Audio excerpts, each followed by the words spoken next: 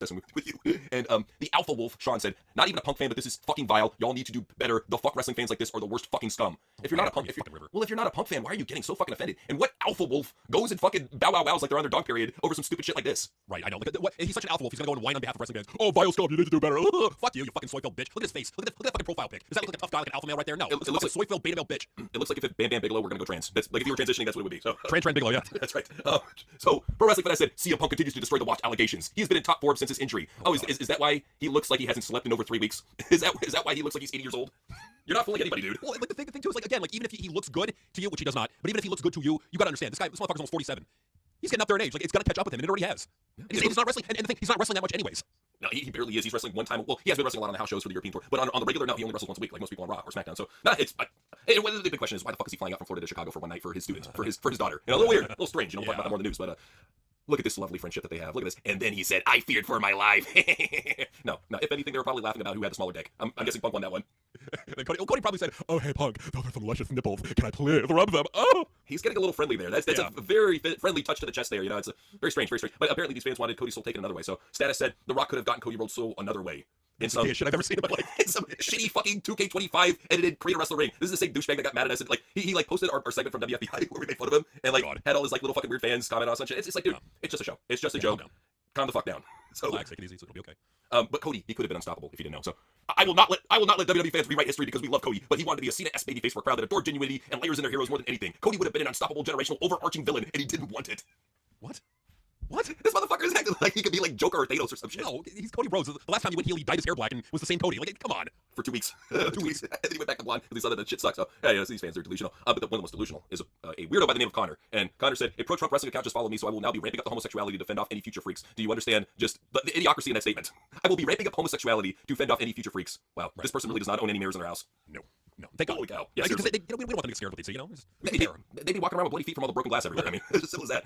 But hey, they don't want to take political advice from somebody who's just challenging you to do a charity match. So Legend Kane, now Tennessee mayor, challenges Tim Walz to charity wrestling match after Governor's Bowl claim. So Connor says, I'm not taking political advice from a man who wrestled back when they were giving unprotected chair shots to the head nightly in the WWF. It's not political advice, you dumb fuck. He literally just challenged him to a fucking charity match. Where's any sort of political advice involved in this? I guess he's trying to say, like, oh, he had bad judgment back then. Like, they didn't. It's like the NFL was guilty of fucking CTEs too. It's like you could accuse them of having bad judgment back then too. This is a really bad argument. Connor's a retard. Sorry, you're retarded, Connor. This is a really bad argument. Like, I would expect even a moron like this guy to have a better argument than this. Are you ready to be happy then instantly angry?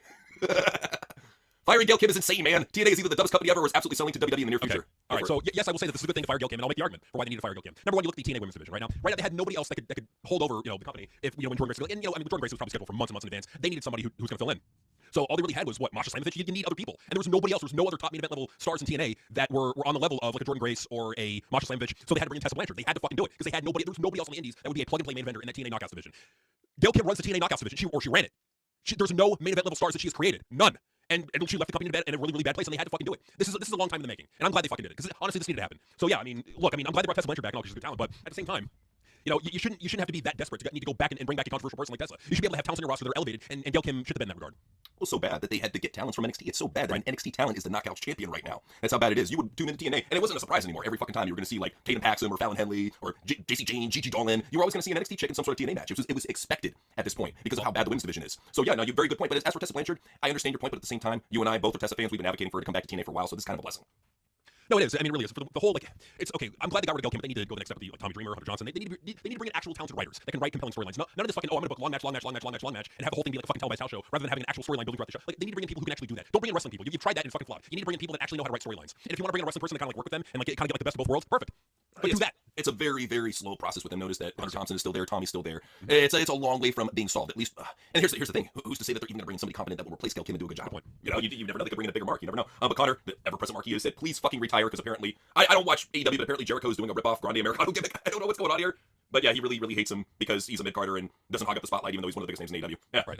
No good reason to hate him. You want one of the biggest stars in AEW to retire? Okay, that's good common sense there. These fans, they're fucking morons.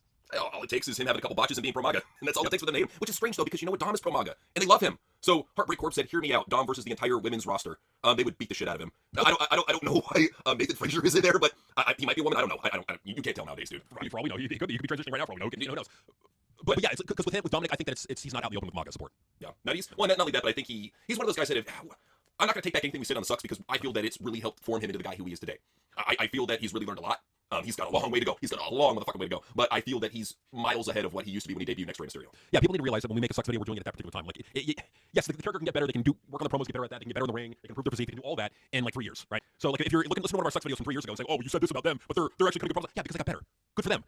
And that's all we want. We just want to motivate these people, and I'm glad that Dom took some of that motivation, like we said, so that way to go. But these fans will rate the fuck out of him. This parallel with Eddie and Dom, I feel dizzy.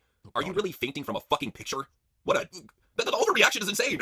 I know. Well, the funny thing, too, is like both those segments, the one on the right, had way more viewers than the one on the left, even though the one on the left is available to a global audience. Well, that's the thing, too, is like in retrospect, anybody that's lived through Eddie in China would instantly recognize that anything that Dom and Rhea did was just Temu version. It was a straight up just Temu version. It will never account to what two entertainers like Eddie and China were able to do together. They made that Latino Heat program something that was good. And it really expanded Eddie Guerrero from just, this in-ring, mad high-flying wrestler to somebody who has character, somebody who can act and get a promo, so definitely a good thing. But let's go ahead and talk about Ethan Page and how much of a fucking mark he is. So, Ethan Page said, today is the worst I physically felt in my career. My neck, my back, you know the rest, FML. CV7 Omega said, your pussy in your crack. Ethan said, no, my jaw, you dipshit. You didn't watch the match? Kids are on this app, asshole. What the fuck? Why even respond, dude? Why? Because he's a butthurt fucking dork. I would, if anything, if I saw that, I would give him a like. I'd be like, at least you got a sense of humor out of all these fucking butthurt weird liberal dorks, I'll give you a like. So. At the very least, post like LOL. Right. Yeah. Don't shit on the guy. He's just joking around. Yeah, play around with it. Just goof on it. Like let him know that like you're not taking it seriously and you think he's a goof. Like that's all you have to say is like LMAO or LOL. Like there you go. But yeah, simple put, but no, they have to overreact to everything. And they love wrestlers that don't get over it. And then they wonder why. Why is the crowd silent? So Wrestle Feature said, I think Finn Balor needs a vast overhaul in his presentation. The utter silence when he makes his entrance is alarming. Babyface turn is needed. So that's all you need to do to change a silent crowd is just change alignment. That's it. And keep in mind that babyface Finn is the most boring Finn that you will ever see in your entire life. It's just a dude in leather jacket that holds his hands out to the crowd and just stomps. What got Finn Balor over originally was the demon gimmick, and it was more so like what kind of like body paint is he gonna wear now, like what design is he gonna go with? Because like he would always change up the design, like it would always look different like for every show that he had. So I mean, shit, it would get him over. I mean, it would get more of a response. Well, and the big thing he was saying about the demon paint is that it took like 7 hours, 6 or 7 hours for him to put it on the chair. It takes a lot of fucking time. What I say at that point, just get some sort of fucking weird bodysuit. Just go to costume and say, you know what, make me a bodysuit version of this design that I came up with. Do the Venom one, do the Black Spider-Man one, do the Joker one, do all your shit from the indies, man. They got over, fuck it. I look at it like this. WWE is a $1 billion company. They're supposedly making more money than ever. They're on Netflix and supposedly a big deal. Fuck it, just grin and bear it. Fucking just sit in the chair for 7 hours and let them paint you up so you can get over. Yeah, I mean, it don't matter, dude. Even if you gotta get there at 6 o'clock in the morning, you already look like you have a deep flu. Don't worry about it. We know you might have AIDS. Don't worry about at the very least, save it for the pay-per-views. Do something, because I'm like like what you said, babyface Finn Balor, even heel Finn Balor, fucking sucks. The only time he ever truly got over was when he was painted up like the fucking goofy, fucking Liberace demon thing, whatever he's going with. It was something, it was something. But these fans, they just found out about the back of the snacks in the back of the fridge, and they're down for it. So Bree said nachos were just grabbed out of the back of the refrigerator and are about to be reheated. Can you imagine how fucking moldy and nasty nachos in the back of the fridge are? Because keep in mind, if they got shit in the back of the fridge, they weren't made in the first couple of days. That shit is probably like a week old, maybe 2 weeks old, and probably don't even have aluminum foil on it. Just like fucking just sit there. Like when you go to that stage in GTA 5 and Trevor just starts eating a bowl of chili, with no cover on it, and starts getting sick. These fucking smarts don't know anything about hygiene or fucking storing food or anything. Nah, they just see it and eat it. I mean, they're the fucking brainless automatons. But here's the good news in all this. They're shitting on the creative more and more. How many, more and more, we're seeing more and more posts of them finally waking up saying, oh wow, Triple H really isn't a good booker. Oh wow, Triple H really hasn't built any new fucking factions. He's taken everything given him by Vince McMahon and fucking wrote it in the ground. Yeah, wow. They gotta go back to the good stuff that Vinnie Mac had, so I guess it's a statement in its own, really is. But these fans, they know how to make a statement in the nightclub. They get down to WWE themes.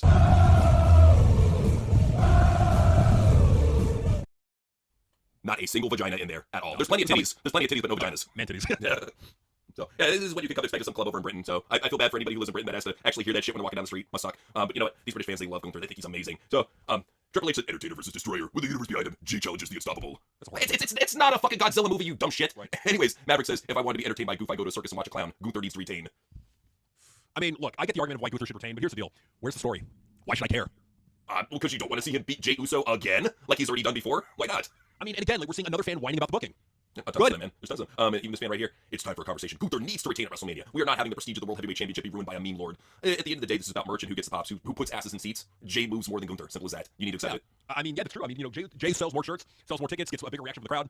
So they're probably looking at like, well, fuck it. I mean, if we put the title on Jey Uso, the crowd's gonna pop, and he's probably gonna sell a shit ton of merch on Fanatics, and there you go. So with Gunther, like I get why, because they want a champion that they can take seriously. I get it, but at the same time, it's not gone unnoticed by me that they're whining more and more about Triple H's booking. Thank God. Do more of it.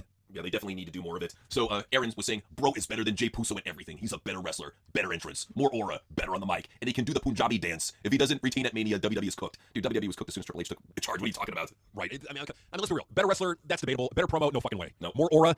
Jey Uso, the crowd reaction, that's way more aura than fucking Gunther's boring ass going out there. So, better on the mic. Yeah, definitely not better on the mic. Yeah, just let them have their delusions, man. These are the same people that are in love with Isla Dragunov. And they were saying Gunther squashes Jey Uso, cuts a promo about how wrestlers these days are clowns, and all that shit he's been doing. Says he's wasted his Mania and is disappointed, so hosts an open challenge to anyone else who wants a shot. Czar returned, then we do Dragunov versus Gunther. They really jack off about this match. They want this match to happen at Mania more than Triple H does. I mean, honestly, I'm going to give Triple H an idea right now. Well, a lot of the fans, as you're seeing right now, or they reminisce over black and gold, over the bangers they got back then. Why don't you make TakeOver a pay-per-view on the main roster? Make it like the edgy, badass, these wrestlers are going to go all out, PLE, and then you have your fucking bangers there. Bring TakeOver, put it on the main roster. I guarantee you're going to sell out because all the fucking neckbeards are going to steal their mommy's credit card and buy tickets to that show. Well, I think what he's afraid of is if you do the style of TakeOver, you're going to have what happened at this last AEW pay-per-view where they tried to book for Dynamite. We have a video. We'll show, what is it, Brian Alvarez talking about it. But this is what AEW did. They overbooked the shit out of Revolution. People got hurt like a motherfucker so bad that they had to completely redo the card. And that's a good point you brought up. That's a good point you just brought up because what that shows is that may be why Triple H is only booking so few matches at these PLEs and letting them go on for a long time because he knows people are going to get injured. At least this way you minimize the roster across the entire roster. At the same time, though, you can get a lot more done in a 3 to 5 minute match and with less injury risk and show off more of your talent. I mean, I can understand where he's coming from. It's a lot easier for him to book 5 matches no matter what. I get it. At the same time, it's showing a lot of people that he's not a very creative booker. This is the same guy. He wants Dragunov to come back and be a star. He's not, dude. It doesn't matter. But Pro Wrestling Finesse is patiently waiting for the return of Isla Dragunov. They missed their demon. That is the gayest demon I've ever seen. Any demon that has a moral fetish where they got to suck on ropes, dude. I'm sorry, you're queen. Even Finn Balor's demon gimmick is not as gay as that. He's just like with his stupid fucking feather coat and his gay Nazi haircut. I mean, fuck Ilya Dragunov. He can't sell. He's a fucking Russian ballerina that doesn't sell shit. I'm so sick of the overhype. He's basically like the male version of Io Sky in a lot of ways. I hate to say. But let's go ahead and talk about Io since we're mentioning that bitch. So first off, we started off with this one. The women's title match at main event night 1. Why?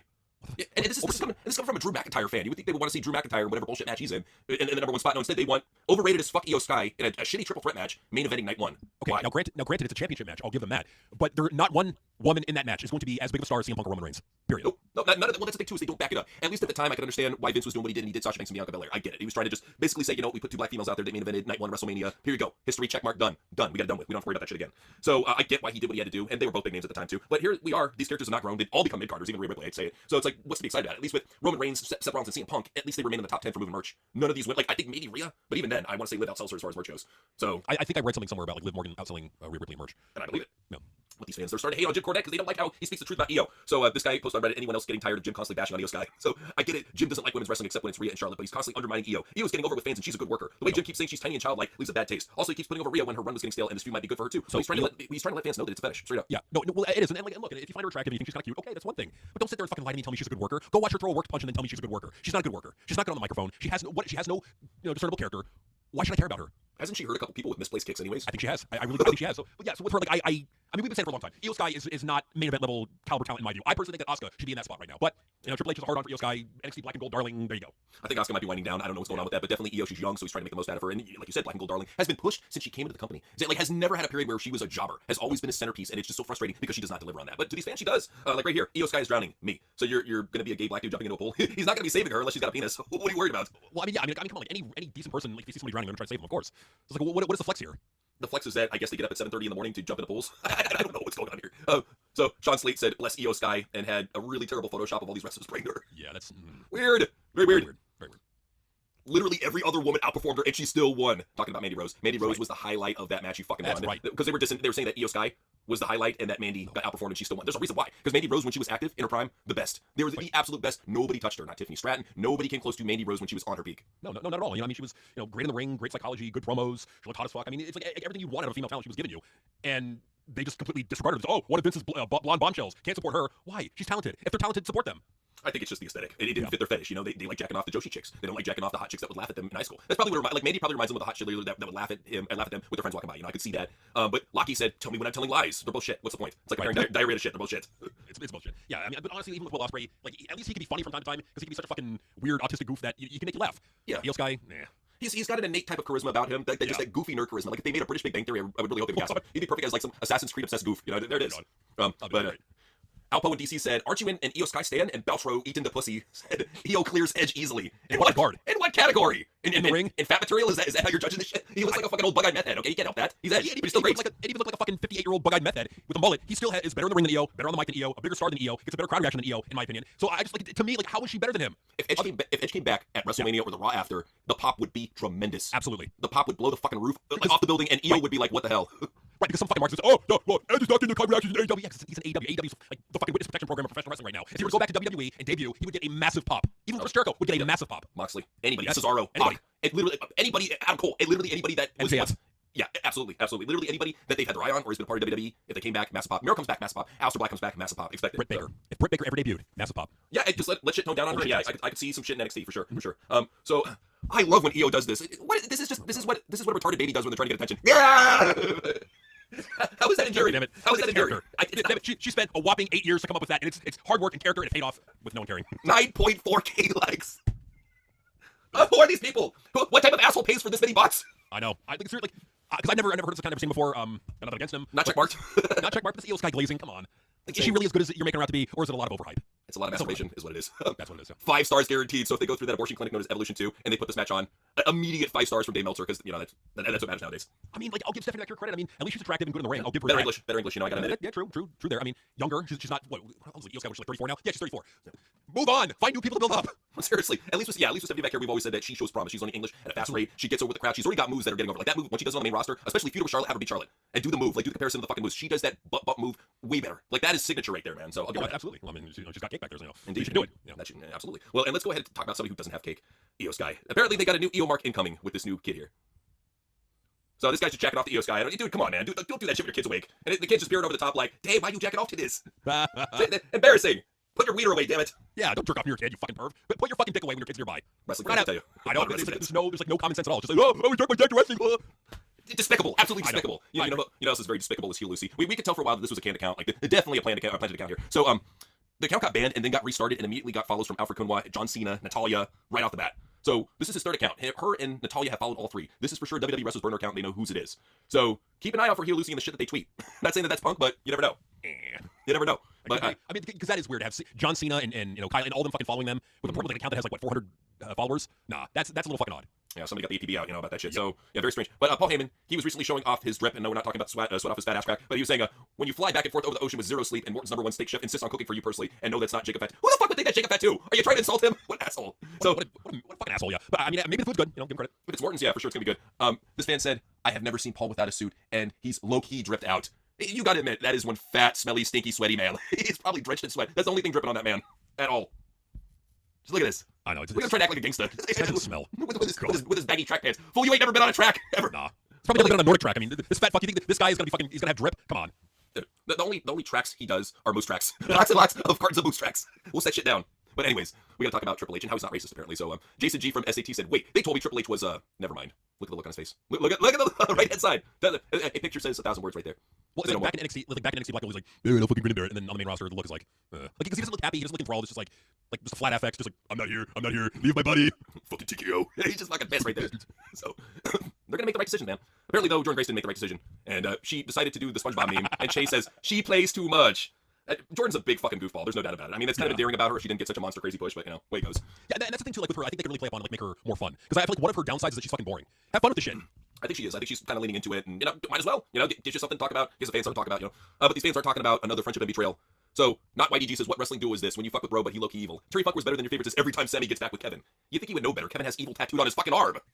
Right, it's right there in his arm, like in big letters. Evil, and it's like one of those anagrams. Like it reads forward backwards. Yeah, evil. Yeah. It's obvious. It's obvious. But you're not a real wrestling fan unless you're a Marcus Mathers guy. You know I got mine. I'm a Marcus Mathers guy. What the fuck is a Marcus Mathers, you may ask? He's one of the fucking skinny, weird little dudes that they signed to the ID program. So you can see this amazing talent in NXT in the coming months. Lucky you.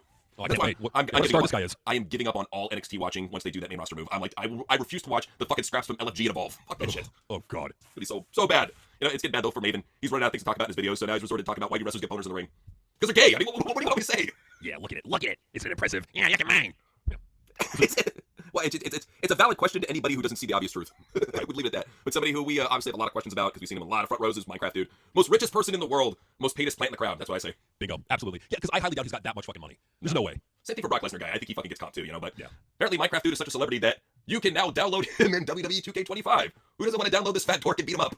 I guess there's reason for doing that. You know what? Like, okay, like forget Minecraft Baylor guy. Forget this guy. What about fucking Mexican Bailey guy? Front row training. What about front row training? Can't do that one. They should, because it'd be entertaining, but can't do that one. Gotta make it interesting, man. But we're talking about modern WWE. It's not interesting. So Metalhead was saying, what you Mark still don't understand is that Jim Johnson wrote songs to fit a wrestling's character gimmick. Amen. Nobody in modern WWE has a definitive character / gimmick. And this dork 05 Jericho, we covered him a lot on here, said modern WWE we stopped having gimmicks when like the Warlord since the 90s. And I love what this dude replied said, this was 2008, LOL. Deuce and Domino. It's like how quickly they forget that gimmicks were around for quite some time. You know what you could have said? I'm the boogeyman, I'm coming to get you. Boom. Even to this day, what the fuck is Uncle Howdy? Exactly. What are you talking about, dude? It's like, they got like no brain in their head at all. Like, no, I thought probably like the War Dog. Like, have you not been watching? And this is proof that they probably have not been watching the past 10 years. And they just started like 3 years ago or like 5 years ago. They don't know what the fuck they're talking about. They don't at all. And they have an intense love for Montez Ford. Way too intense. So Rezzy said, ooh, I'm Montez Ford. I'm an incredibly attractive man who can dress and married to one of the most beautiful women alive. Man, fuck you. What the fuck is this psycho dickhead doing cosplaying as Montez Ford? And I highly doubt he would ever say something that insanely gay. Like, no. What is this projection? I think we know what they're projecting. It's obvious. It's right there. Indeed. But these fans, sometimes they get in the ring, and sometimes they even get promoted to becoming referees. So if you haven't seen the stupid shit that they're doing on the house shows, here it is. What would Vince say if he saw that shit? You're fired. What? I was just doing cartwheels, Vince. You're fired with a flamethrower. Ah! That's what you get. That's what you get. Entertainment, damn it. But, apparently there's not enough wrestling on TV. So, Andy H. Murray said, 99.99% of wrestling fans have not watched anywhere near enough wrestling from an extensive range of companies, countries, eras, and scenes to have credible greatest of all time combos. Usually those with limited frames of reference are also the most confident in their assertions. Anything after 2010 on the indies, I can't take you seriously. I already know you have really, really bad taste in psychology, and you think a good wrestling match is going 45 minutes and having constant kickouts from super moves. Well, and that's the problem too. Is like the wrestling that they're talking about is the indie shit, right? It's all the same. Right. How is it different? How is one indie fed different from another? They all have the same problem. Let's talk like DDT, okay, or like GCW. I understand that, or Combat Zone, but like the vast majority of indie pros, every indie pro is just like the other. You're just gonna get a fucking long boring match with no storyline that nobody fucking cares about. That's what you're gonna get. Right. And you get people like Seth Rollins being called superstars. What the fuck? So even worse, Seth Rollins showed up on some sports news program, and this Mark-ass reporter that works there cut a pro-suck-dick Rollins promo. Take a listen. Sarah, I'm going to stop you right there. My name is Adam Reich. You might know me from such shows as Good Morning Football, NFL Total Access, The Insiders, or of course, the flagship NFL Fantasy Live. And if you thought that we were going to go a week with Seth Rollins, and you were not going to bring out the biggest mark in the building, a guy who watched Tyler Black face Kenny Omega and Bryan Danielson in No Hate in 2008, you were mistaken. But this is not about me. This is about the man, or the guy who's married to the man, a guy who was brought in as a shield for some punk and ended up becoming the biggest star in this industry, a guy who was an authority of excellence, a guy who is willing to burn it down to rise above it. This is a guy who is ready to curb stop anybody who gets into his way. This is the pride of Davenport, Iowa, a proud tradition of men, including my father, who was also a huge Bears fan who would go to Comiskey Park and root on the Chicago Bears. And Seth Rollins, I look to you. I have respected you. Don't tell me to rap. I've been waiting my whole life for this. Ricky Morton once told me that he was going to beat me up because I was rooting for the Road Warriors. You will not tell me to rap. Go out there and do it for Davenport. Do it for the Bears fan. Let's go. Can I? Oh my god, embarrassing! Secondhand embarrassment for that fool right there. Like, and honestly, like, what's even more embarrassing is that he cut a better promo than Seth ever has. I know. That's the crazy thing. Seth. And Seth will never learn anything about that shit. He just loving the fact that he was getting his dick sucked on live TV. They have really shitty taste all around, Just especially, like, who are you trying to pop with that fucking ROH reference? It's like whenever CM Punk talks about AEW, everybody goes quiet because they don't know what he's talking about. Like, what's the point? Right, I mean, who cares about that shit? You're in WWE now. Like, focus on that. Like, let's not pretend like every fucking person in attendance knows what Ring of Honor is. And we need to stop pretending that TWRP is so great because we're not listed as one of the best content creators by this dipshit. So Rockarito said, anyway, shout out to the only good wrestling content creators on YouTube. So Kim Justice, Wrestling Bios, Wrestling with Regret, and whatever the fuck that one on the end is. Like, I've literally only heard of one of those. I've heard of Wrestling Bios before, but yeah, we only heard of Wrestling with Regret because we had a beef with Brian Zane. I got blocked by him a long ass fucking time ago. We did top 10 sucks on him. But according to this dipshit, been the GOAT for years, even before he dropped his transphobe friend like it was nothing. You obviously don't know that they were really good buddies and Cornette dropped him, dumb shit. Right. Yeah, that's true. Absolutely. Cornette dropped in, not the other way around. Like, you really think Brian Zane is gonna fucking drop Jim Cornette? Are you out of your fucking mind? He's got all that swag. Why wouldn't he? Yeah, Cornette doesn't need fucking Brian Zane. Brian Zane needed Cornette. Indeed. But this fan is so tired of the over-sexualization of women. So Jenny, which is more likely a dude with a trans flag, said, this over-sexualization of women in this community is disgusting. Several accounts on here sexualize women for engagement and don't get called out for it. Stephanie Becker is a fantastic wrestler and not just an ass. How come you won't say anything about all the gay shit we're going to cover on wrestling fans being horny degenerates? They won't. Bi-weekly, you will get your taste of these fans and how they think it's hilarious to talk about dudes' dicks and butts. But the minute you mention a woman, oh no, that's a bad thing. So here you are grandstanding on something that really doesn't even exist in comparison. And you know what? I kind of like, let's if Jenny genuinely does believe, or if Jenny's really tired of the over-sexualization of women in the community, why don't you go find something else to go, hijack and take over and ruin? Why don't you go be a Disney fan? Why don't you go be like a fan of, I don't know, like anime or whatever? Go ruin that. Go away from wrestling and go ruin something else. They'd probably say, I don't know what gender I was born as, but I was definitely born a wrestling fan. they're stuck. They're stuck on it. I tell you, they're stuck on it. They've been a wrestling fan for a whopping 3 years. That's right. Big time. So Public Enemy's podcast was saying, you really don't have to pay much to meet a racist for free. So don't waste 6 fans on meeting Hulk Hogan. You can meet a racist anywhere for free. This is the hard-on that these fuckers have for Hulk Hogan is crazy because these fuckers grew up with Hogan. Because they're old school Attitude Era fans. You had to know that they were watching that Bash at the Beach and they were marking the fuck out when Hogan went heel. Absolutely. Or crying for that matter, but they were reacting either way. There's such attention whores. Like, oh, we're shitting on Hulk Hogan, like our tweet. Fuck you, Public Enemy's podcast. Like, just let it go. Like, Hulk Hogan, he's hated enough. Like, isn't he hated enough? Just let him fucking fade away and do his thing. Let him have his $7,000 dinner meet and greets, whatever. Let him do that. You don't need to beat up the guy. They flat out want to see him get jumped. They made that very apparent. Because he's an old man. He's an old man that said a bad word 10 years ago. Well, the fact of the matter is this old man fucking built the wrestling that we have now. It was built off Hulk Hogan's blood, sweat, and tears. Facts. Those are facts. Straight up. I mean, if there were no Hulk Hogan or Vince McMahon, wrestling would not exist now. It would be a carny sideshow just like it started. Yeah. Well, the territories would have went out of fucking favor. Like, wrestling would have fucking died off. Because everybody would have been smart to said, oh, wrestling's fake, fuck that fake shit. And they would have moved on to something else, and the territories would have died out. That's why they could die out. Well, especially with the rise of MMA. You already had your replacement right there. Cornette even said that MMA does wrestling better than wrestling. So why do you need fake wrestling when you can have real fights? Straight up. But apparently, Cena kickstarted Lil Bro's supervillain origin story. 15 years from now, he's going to be cutting a promo in NXT about John Cena breaking his heart and how he's going to do the same to everyone else. It's a fucking plant, you low IQ Forrest Gump motherfucking Mark. Right. It's a fucking... Anybody think that's a real fucking fan? They're stupid as shit. It's a fucking Planet Kid for reaction. Well, and even if he is like a real fan, which I doubt, but even if he is a real fan, more than likely there's probably not going to be a fucking NXT in 15 years from now. I highly doubt it. Well, they're already talking about how they're looking at making a third brand. And I foresee, just getting to the point where they just make NXT strictly developmental, change the name for it, and do something else with it. Could close it down. Who knows? It all depends on cutbacks in the future years, the next 10 years. WWE cannot be as profitable as they are right now. They might be coasting in a golden period, so they got to make the most out of it. So, this fan had a bold question about a pale white goth woman. Does Rhea count as a person of color since she's Australian? Huh? What the fuck? Buddy, person of color versus skin color. Jesus Christ. Oh my God. Wiggins Wick. Oh God. We ain't kidding when we say they got low IQs, man. These are the dumbest motherfuckers you will ever see on the internet. Straight up. It's either they're dumb as shit Or gay. or they're trying to get attention. Or both. Or all. Or all three. They're stupid, they're gay, and they're trying to get attention. Like this E-Man guy. He's got the blue check mark, so you know he is. So, but Ricochet, though. Ricochet is so proud of AEW. So Troy is all elite said, everyone is overwhelmingly talking about the AEW product again. The passion is back. The feeling has been restored. Ricochet says, yo, welcome at AEW. So he's taking credit with his shitty character for AEW maybe getting a steady 600K for Dynamite every week. I think, no, dude. No, it's the women. Give credit to the women, you dumb shit. It's the fucking women that are getting people tune in. And even then, Mariah May's going to leave for WWE fucking this year, so it doesn't matter. So, yeah, I mean, more than likely. I mean, yeah, like 658,000 for Dynamite. I'm in the jerk off motion. Big fucking deal. Seriously, yeah. But you know, it's shit matches no matter where you look. But look at these amazing matches for Raw. So tomorrow's big matches segments: Cena and Cody in one ring, Penta versus Kaiser with a stipulation, Braun versus Baylor IC title, Bianca EO contract signing. Red Brand never disappoints. Like, okay, so why would you have CM Punk slapping his arm? He already looks like a drug addict. The fact that he did a motion that a heroin addict would do when they're looking for the right vein does not help him at all. Put the needle right there. Yeah, right fucking there, motherfucker.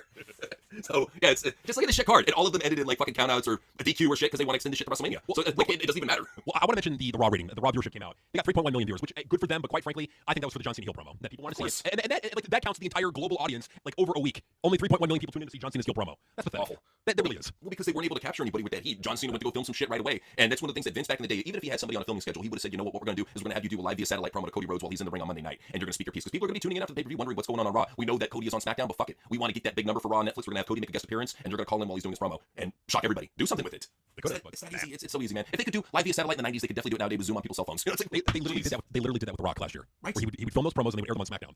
It's right there, man. It's not that hard. Yep. But these fans, they have a lot of hate for anybody who puts time in the industry, such as Randy Orton. So, DPSNZ Final Boss said, where do you rank him on the GOAT list? And Elliot's Wrestling Twitter said, gosh, I don't know, like 865th?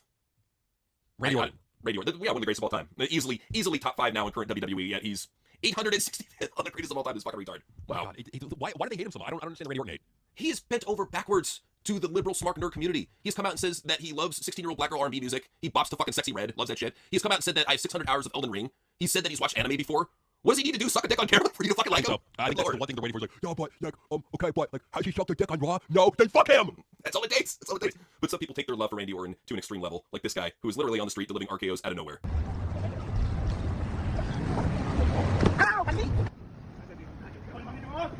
Wake up! Right now!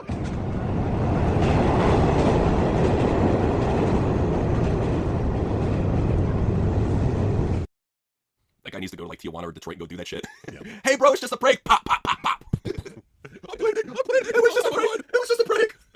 Bullets don't care about pranks. But you know what, though? These scammers, they don't give a shit to even try anymore. Look at this pathetic attempt here. So, hi, it's me, your tribal chief, Roman Reigns. I need you to send me $600 so I can get back my Ulafala to me and my wise man. Acknowledge me. Paul Heyman is here too. Hi, it's Paul. Cody is here too. Adrenaline in my soul. I'm just like, I'm picturing the whole thing in my head. I'm imagining like some idiot like, hello, it's me, your tribal chief, Roman Reigns. I need you to send me $600 so I can get it. Jimmy Uso here too. Uso, I was born a king. No yeet. What? I really do hope that somebody sent $600. That'd be funny. Pay the man for that performance, I guess. Pay the man. He's earned it. Damn it, Scene he's getting busy, I tell you. That's right. But somebody else got busy on Society Reviews DM and had this to say: AEW's garbage, straight up dog shit. Enjoy your empty arenas, boss. Barely drawing 500K viewers. Ha ha ha ha ha. AEW's coat, bitch. How did Australia show do for AEW? Why'd they do a stadium-like plan? Ha ha ha ha ha ha ha. Because no one was buying tickets to that dog shit garbage indie show. As Society said, you wrote all that, and I'm not an AEW fan. You're not breeding puddle sniffing doofus. Oh my god. This is how they all are. If you hate CM Punk, you must be an AEW fan. That's how it is. How about we're critical and we like what we like and don't like what we don't like? How about that? There's nuance. You gotta pick a side. You gotta be a tribalist. Only way, you know. So, yeah, fuck that. But these fans, they obviously think that WWE is way bigger than it says it is. So they signed Jay-Z. Do you really think that Triple H, the low-balling asshole he is, could pony up enough cash to fucking afford Jay-Z? Are you kidding me? He's like, the best I can do is a 20 and a water gum. He'd be like, man, fuck you, and walk out the room. That'd be it. Anyway, we got David Dragunov and Gargano to put on bangers. Who cares? That's all he needs is the bangers. Yeah. But you know what? These fans love calling out people for being racist. So apparently, Jim Cornette having a major conservative audience, meanwhile, is a liberal as fuck, is so ironic and funny. And Soundwave said that dude racist as hell. See, I'm so tired of this. Like they shit on conservatives. Like conservatives are allowed to like different things. Like as a conservative myself, I'm allowed to like liberal stuff. I'm allowed to like right wing stuff. Like that's okay. There's nothing wrong with that. It's like if, Jim Cornette's he's a funny guy. He's a liberal, but he's a funny guy. So like there's nothing wrong with that at all. Like it's fucking like duality. It's like you're either in one camp or the other. You're either like red or blue. Like no, fuck that. I'm allowed to like what I want to like, and if you don't like it, fuck off. Well, that's why we said for the longest time we're conservatively leaning independents. You know, that's what we do. Sure. You know, that's we take from different ideologies, but for the most part we lean conservative. Nothing wrong with that. But you know, this fan, they love Stephanie back here too much. Bay's so silly she wanted to have a photo shoot. Bro, she don't know you exist. Don't call her Bay. It's fucking weird. Especially the fact that he's wearing some like fucking gimp mask and this shit in his avatar. What the fuck, man? He's got some like lucha gimp mask with like nerd glasses on it. I mean, come on, dude. Weird. But let's go ahead and talk about this one. Palette Lover. Just found out that the last thing Stephanie back here did in CMLL was refuse to put over Tessa Blanchard. Kind of beast if you ask me. Oh, for God's sakes. It had nothing to do with Tessa Blanchard, you dumb fuck. It had everything to do with the fact she was getting tired of CMLL and wanted out. Right. Even Conan said that. He was like, bro, the reason why is they were fucking her over on their flights and paying shit. Like even Conan spilled that shit. So like Palette Lover's just making shit up. They love doing that. They love doing that more than anything. Now it's time for some stupid memes. Here's an AEW meme. Style pro wrestling are the only legitimate forms of art. Okay, so basically the gayest things in existence are the only legitimate forms of art. Gotcha. Okay. Well, Gotcha. Keep in mind, Sami Zayn, like, he goes out to ska music, just saying, you know. Yeah. Well, and to show you how unoriginal Def Rebel is, they couldn't even come up with like an original ska song. They straight up ripped off America's Funniest Home Videos. Assholes. Assholes. You could have gone with like the Mighty Mighty Boscos, but now you went America's Funniest Home Videos. I mean, if it's goofballs like Sami Zayn, so there you go. It fits, you know, but still, it just shows Def Rebel fucking sucks. So, and we need Jim Johnson back more than anything. But here's another shitty AEW meme. Tony, please let us come back to AEW. We're on the other side of the grass. It's definitely not greener. It sucks. No, go fuck yourself, LOL. That conversation never happened at all in any circumstance. Maybe, like, I think maybe Andrade might be thinking about worming his way back to AEW, but everybody else there, they're getting paid. They're happy. I mean, if anything was Tony Khan, bro, please, Yes. come back, please, give me cocaine, give me cocaine, please come back. Well, especially after hearing that he's having fucking weird voicemail wars with Ibu and Sean Ross Sapp and Dave Meltzer. That right there tells me that he's probably calling up these wrestlers, you know, like late night drunk and, you know, jacking off to New Japan. He's like doing drunk dials to all these dudes. Leave a voice. Holy shit, I can't believe I left that voicemail yesterday. You know, it's like, Tony, you gotta stop doing so much coke and alcohol. You know, stop living the party boy lifestyle. You're in your 40s, man. Gotta Or at the very least, put the phone away. That too. But this Hall of Fame WWE has going on has some big names coming in. Apparently, they're inducting Quan Chi for whatever fucking reason. I don't know why. Hey, at least he's a draw. I'll give him that. Hey, he's a character for sure, so I'll give him that. So this dude actually replied to this chick with this shit. So, I'd arm wrestle a bear for your number. I'd fight 09 Randy Orton for your number. Bro, why the fuck you hitting on this chick that looks like Meatwad with a wig on? What the fuck? Come on, bro. I will not give you my number. I have standards. Oh, God. Come on. I don't random wrestle fans. Nah. Damn it, Meatwad's got standards, damn it. So, Hey, you know what? At least he's got standards. He's got that going for him. absolutely. He doesn't have a hairline going for him, but he's got standards, damn it. Yeah, I mean, sure, he's got like a 20 head, but whatever. So, real truth here, international crowd, US crowd. This is so stupid. You know why this is so stupid? Because these international wrestling fans, they chant maybe a couple wrestling songs, and then the whole fucking card is them getting drunk off of beer and just chanting shitty soccer chants the whole fucking night. That is not, to me, being loud and obnoxious and gay for no reason is not good. That's not a good crowd. That's an annoying, obnoxious crowd that I don't want them to revisit. Like that fucking crowd ruined that. I mean, the promo sucked to begin with, but that crowd made it just unbearable. Oh, God, fuck. Right. Yeah, they ruin that shit. Like, they ruin everything. But these fans, they don't get the meme, man. Time Machine, is that a SmackDown vs. Raw 2011 reference? No, it's a fucking TWRP reference. Get it right, asshole. Wow, wow, yeah, that's right. So, here's a stupid Cena Punk meme for you. So, the first one is Punk shaved his beard and donated it to Cena, heartbroken. And then the meme above shows Cena, I guess, over in Turkey getting a hair replacement surgery. And Punk has shaved his beard off just so John Cena could have a hair patch for walking to a movie set. Right. It's topics. It's that shit you shake on your fucking head. No, it's like, because when you do that, you're gonna see like little red bumps and that shit. Anyway, no, this is some fucking nerd shit. They don't know what they're talking about. Punk wouldn't donate shit to anybody because he's a selfish little prick. Absolutely. Especially his meth. You'll never donate that. No, that's his prize right there. He would donate his dog before his meth. So, now it is time to talk about Sean Ross Sapp and just the shitty vids that he does. Look at this one. 2K25 player ratings reviewed by Sean Ross Sapp. An hour-long video of this fucking geeky dork, of this retarded Charlie Day looking motherfucker talking about 2K25 ratings. God, Awful. And the way they made Roman Reigns boots look was really unbecoming of the characters. Like, oh my God, can you imagine that for a fucking hour? Becky Lynch at least deserved an 87, not an 85. You don't do the man justice like that. Like, oh my God. No, we're good. We don't need that. We're good. Probably sniffing coke the entire video. Like, he's like hiding under his desk. Oh shit, I'm live. Oh shit. How long has it been since we've been live? 10 seconds. So they saw me do that line? Yeah. Oh shit. Delete stream. It's gonna happen. One of these days it's gonna happen. But I gotta say though that, you know, as a kid, we all got fooled into meeting shitty celebrities that we were told was something else. We all got told that. But now, here's a Timu Stone Cold for you. I would feel so bad for this kid if I look back through the photos and I was like, oh my God, what the fuck is this, you know? I was like, really? This is this is what you got to be Stone Cold? This fucking fat soy faced bitch to be Stone Cold? Come on.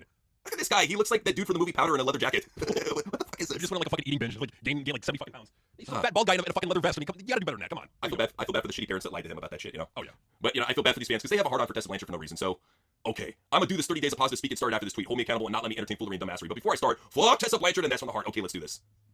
Because why not Virtue Signal for no fucking reason? About absolutely. A TNA talent that barely anybody knows about. Well, TNA talent barely anybody knows about, and that she's been, you know, that may, but like, let's say it was true, right? That was when she was in her early 20s. She's like almost 30 now. Let that shit go. She's apparently a different person. She's grown a lot, has matured a lot. Let it go. That's probably when she was a different person. Give her another chance. If she fucks up now, then hold it against her. But so far she hasn't fucked up. So, to these fans she has already. So Soundwave was saying, "This is fucking hilarious, bro. She's in Cholo face." You must not know that she had a very long career over in Mexico and she speaks fluent Spanish. Must not know that. I think she even lives in Mexico now. Wouldn't surprise me. I mean, this woman is practically part Mexican. But Tessa continues. So, can they please stop sticking NXT girls with her in an attempt to get her over? It's not an attempt to get her over. Tessa's a bigger name than any NXT girl they put her with. What the fuck are you talking about? Well, that, and they need to do a better job of like screening the signs that are coming into the shows. Like this is why you need to screen for signs coming in, because you'll see shit like this that will make the show look bad and bring a lot of negative attention to one of your most over talents or one of your biggest, you know, stars that you're probably gonna be putting the title on very soon. You may not want to have signs like that in the front row.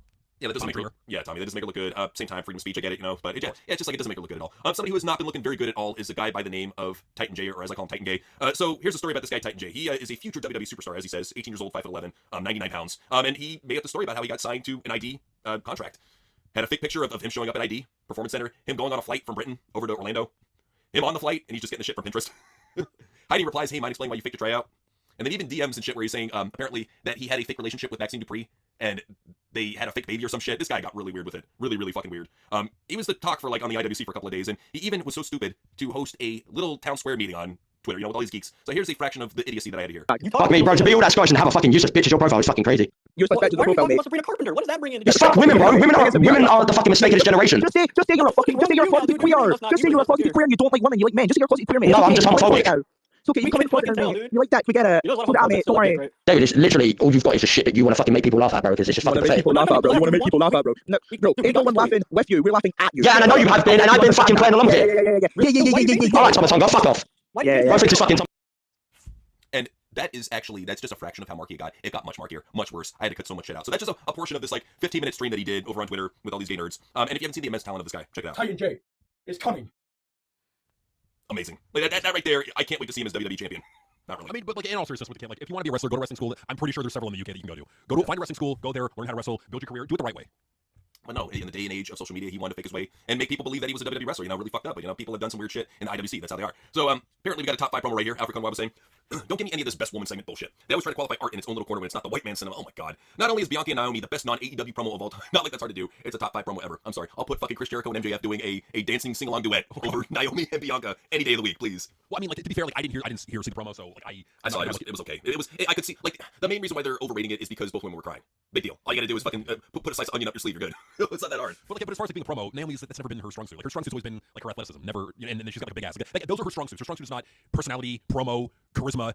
And that's okay. Like if she's gonna be, like a good in-ring performer and gonna have like that, like her character be she's got an ass and like she's got a glow shit on. That's fine. Glowing butt girl, yeah. Glowing butt girl. That's fine. But don't sit there and fucking tell me that she's like one of the best promos of all time. She's a top 5 promo. No, she's not. I get it. Alfred, she makes your dick hard. She makes a lot of fans' dicks hard. Fine. At the same time, separate the performer from your fat material. You gotta do that. But they don't do that. They have some weird signs though. It's stiffy time. Okay, I give him credit for that one. She probably looked at it and chuckled. Yeah, not too bad. Somebody who was very bad though. Very bad. I can't stand this guy is Justin Wang. So he said, "Why am I as a viewer supposed to care about casual fans? Those people suck. I want people to make things that are good for me to watch." Okay, they've tried making it good for you and your fan base. Most of the people in your fan base complain about that shit. You're only promoting AEW, I think, because you get paid to promote it at this point. You've showed up on their AEW TV before, but it's just this to me strikes as a very bad thing to do to the community. You're just reinforcing bad habits. Let's talk about it like this, right? This is the way I see it. AEW and WWE are on like mainstream television outlets, right? Right. Okay, so they're available to millions of people. It is in their best interest to get as many people watching as possible. These are on massive outlets, massive platforms that can get millions of people. So it is in their best interest to cater to a casual audience, to get as many people watching as possible, because it's good for the advertisers, it's good for the sponsors of the show, it's good for the TV network because the more viewers that the show gets, the more attractive they are to high-paying advertisers. High-paying advertisers will then want to pay money to the station to put advertisements on whenever Raw airs, or same thing with Netflix. They do the same thing with them. So there's a financial incentive to have more and more people watching the big shows than the little shows. Now, for the little shows like a TNA or an MLW, hijack those, that's totally fine. But if the big shows start catering to the niche audience, their viewership are going to go down and down and down. And we're going to see, like we're seeing for Raw and SmackDown, they're going to get record low viewership year over year over year. And you just saw with SmackDown, they literally got kicked off Fox because it was not, literally, to quote the executive, it was not financially in their best interest. It was not worth it to keep WWE on Fox. It's not about that though. They're not getting what they want. As long as they get what they want, they'll stop complaining. But they never do. They never do. Just support the indies. Support AEW. If you want that to be your thing, go support AEW. Flood into that and support it. Let WWE be for the casuals. It makes all sense for them to cater because they got the biggest platform. Cater to as many people as you can possibly. That way, these casual fans, they don't care, bro. They don't give a shit. So Justin Wayne was saying everything I like should turn into something I don't like, so it can last longer. Right. So he really cannot stand casual fans. Like, even gets to the point here. Why would he do this to fill his special meter? So he has to show off how gay he is. So he's the embodiment of the IWC. Gay low IQ mark. Right. And like with him, like he doesn't understand that this is a fucking business. Wrestling is a business. You have to make money. If you cater to a niche audience, you're going to be out of business. If you cater to a casual audience, you're going to have more potential paying customers. That's why we're saying with WWE, it's like, yeah, they're making a shitload of money right now because you got all these fucking, these hardcore fans of wrestling. How much money could they be making if they had a massive casual audience? They don't care though. All they care about is the fact that to them, 10K arenas for pay-per-views is huge. AEW is booming. Their pay-per-views are amazing. Dynamite is doing great right now. 600,000 people in the world are watching. They make up these grandiose claims in their head. And when we back in the day, we had millions upon millions of people watching. It being a worldwide phenomenon and it being popular. Now it's not popular. Yeah, for him, that's all he wants. He wants it to be niche. He doesn't want anybody else. It's gatekeeping. But my question is, why does he have to have the big companies catering to him? What about the indies, like an MLW or TNA? Why don't those cater to you? Why do you have the big companies catering to you? It's because it's never enough. If you're a real wrestling fan, go support the indies. They need your support more than WWE does. Oh, this dork would say, I support the indies all the time. I love wrestling, unlike you guys. He'd probably say some stupid shit like that. Of course. So WWE fans love cage match. Showing WWE fans cage match was a bigger travesty of the business than the curtain call. Dude, that's how it is nowadays. With how insular and niche it is, they find the nerdiest shit. And cage match was bound to happen. They were bound to find it with who you guys made. You guys made this fan base. You made it insular. You shoved out all the casuals. You didn't want them here, so this is what you get. You get all these WWE fans find out about all the nerdy internet shit that you're into. Nothing's sacred anymore, right? Can't have your niche anymore. No, you can't have it anymore. Like everything is now every company, no matter how big or small, has to be catered to one audience. And that's probably because Justin Wayne asshole doesn't realize that all companies are catering him right now. There isn't one company that's catering to a casual fan, not one. Not at all, man. And AEW is one of the worst examples out there when it comes to it. Even when it comes to the women main event. So, Anna Yaya said Bianca will become the first and only woman to headline WrestleMania twice. Rhea will become the youngest woman ever to headline WrestleMania. Io will become the first and only Japanese wrestler to headline WrestleMania. They has to main event. I don't care.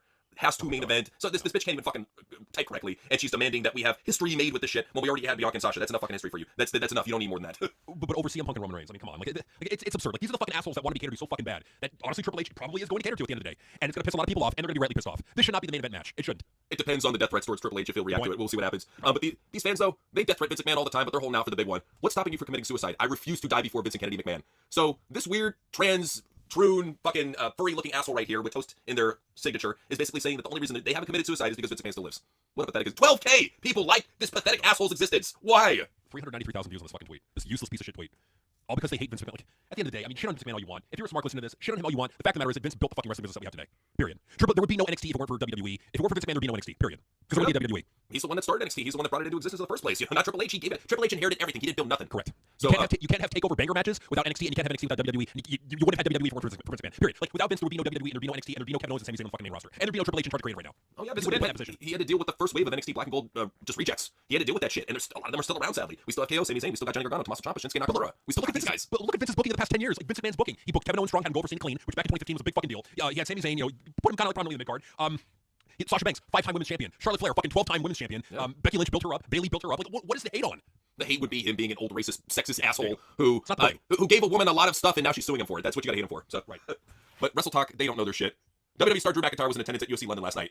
It even says right here, Shane McGillis right here. So what is this supposed for? Is Wrestle Talk that fucking desperate for fan engagement? I bullshit like this, knowing that's gonna piss a lot of people. Hey, that's not Drew McIntyre. Is that what this is? Probably. That's how they get people to react. Say some stupid shit. Because that's the thing is like, if you offer advice, people don't give a shit, or you ask for advice, people don't give a shit. But if you post something purposely stupid, you will get people trying to correct you. It never fails. The people trying to correct them think that they're gonna get a lot of engagement because like they're gonna see like other people are gonna see their tweets shitting on them. Go, yeah, I'm gonna like that one. Like it's all a bunch of fucking egotistical, fucking self-serving douchebags wanting clicks. That's what Twitter is nowadays. That's what X is nowadays. It's a shame. Yeah. Just go into the troll, get news, and get the fuck out. Best way.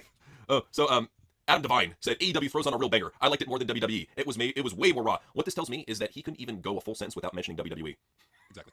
How bad is that? Exactly. You're trying to put over AEW and you can't go a full sentence without mentioning the quote-unquote competitor. The hell? Because it really is a shame that people have to go. Like, why are we still comparing it? Why? Because he's getting paid to, I guess. I guess that's what it comes down to. Wrestling Girl said, wrestling fans, we want an alternative. AEW gives something that's an alternative. Wrestling fans, AEW needs to be more like WWE. Fickle.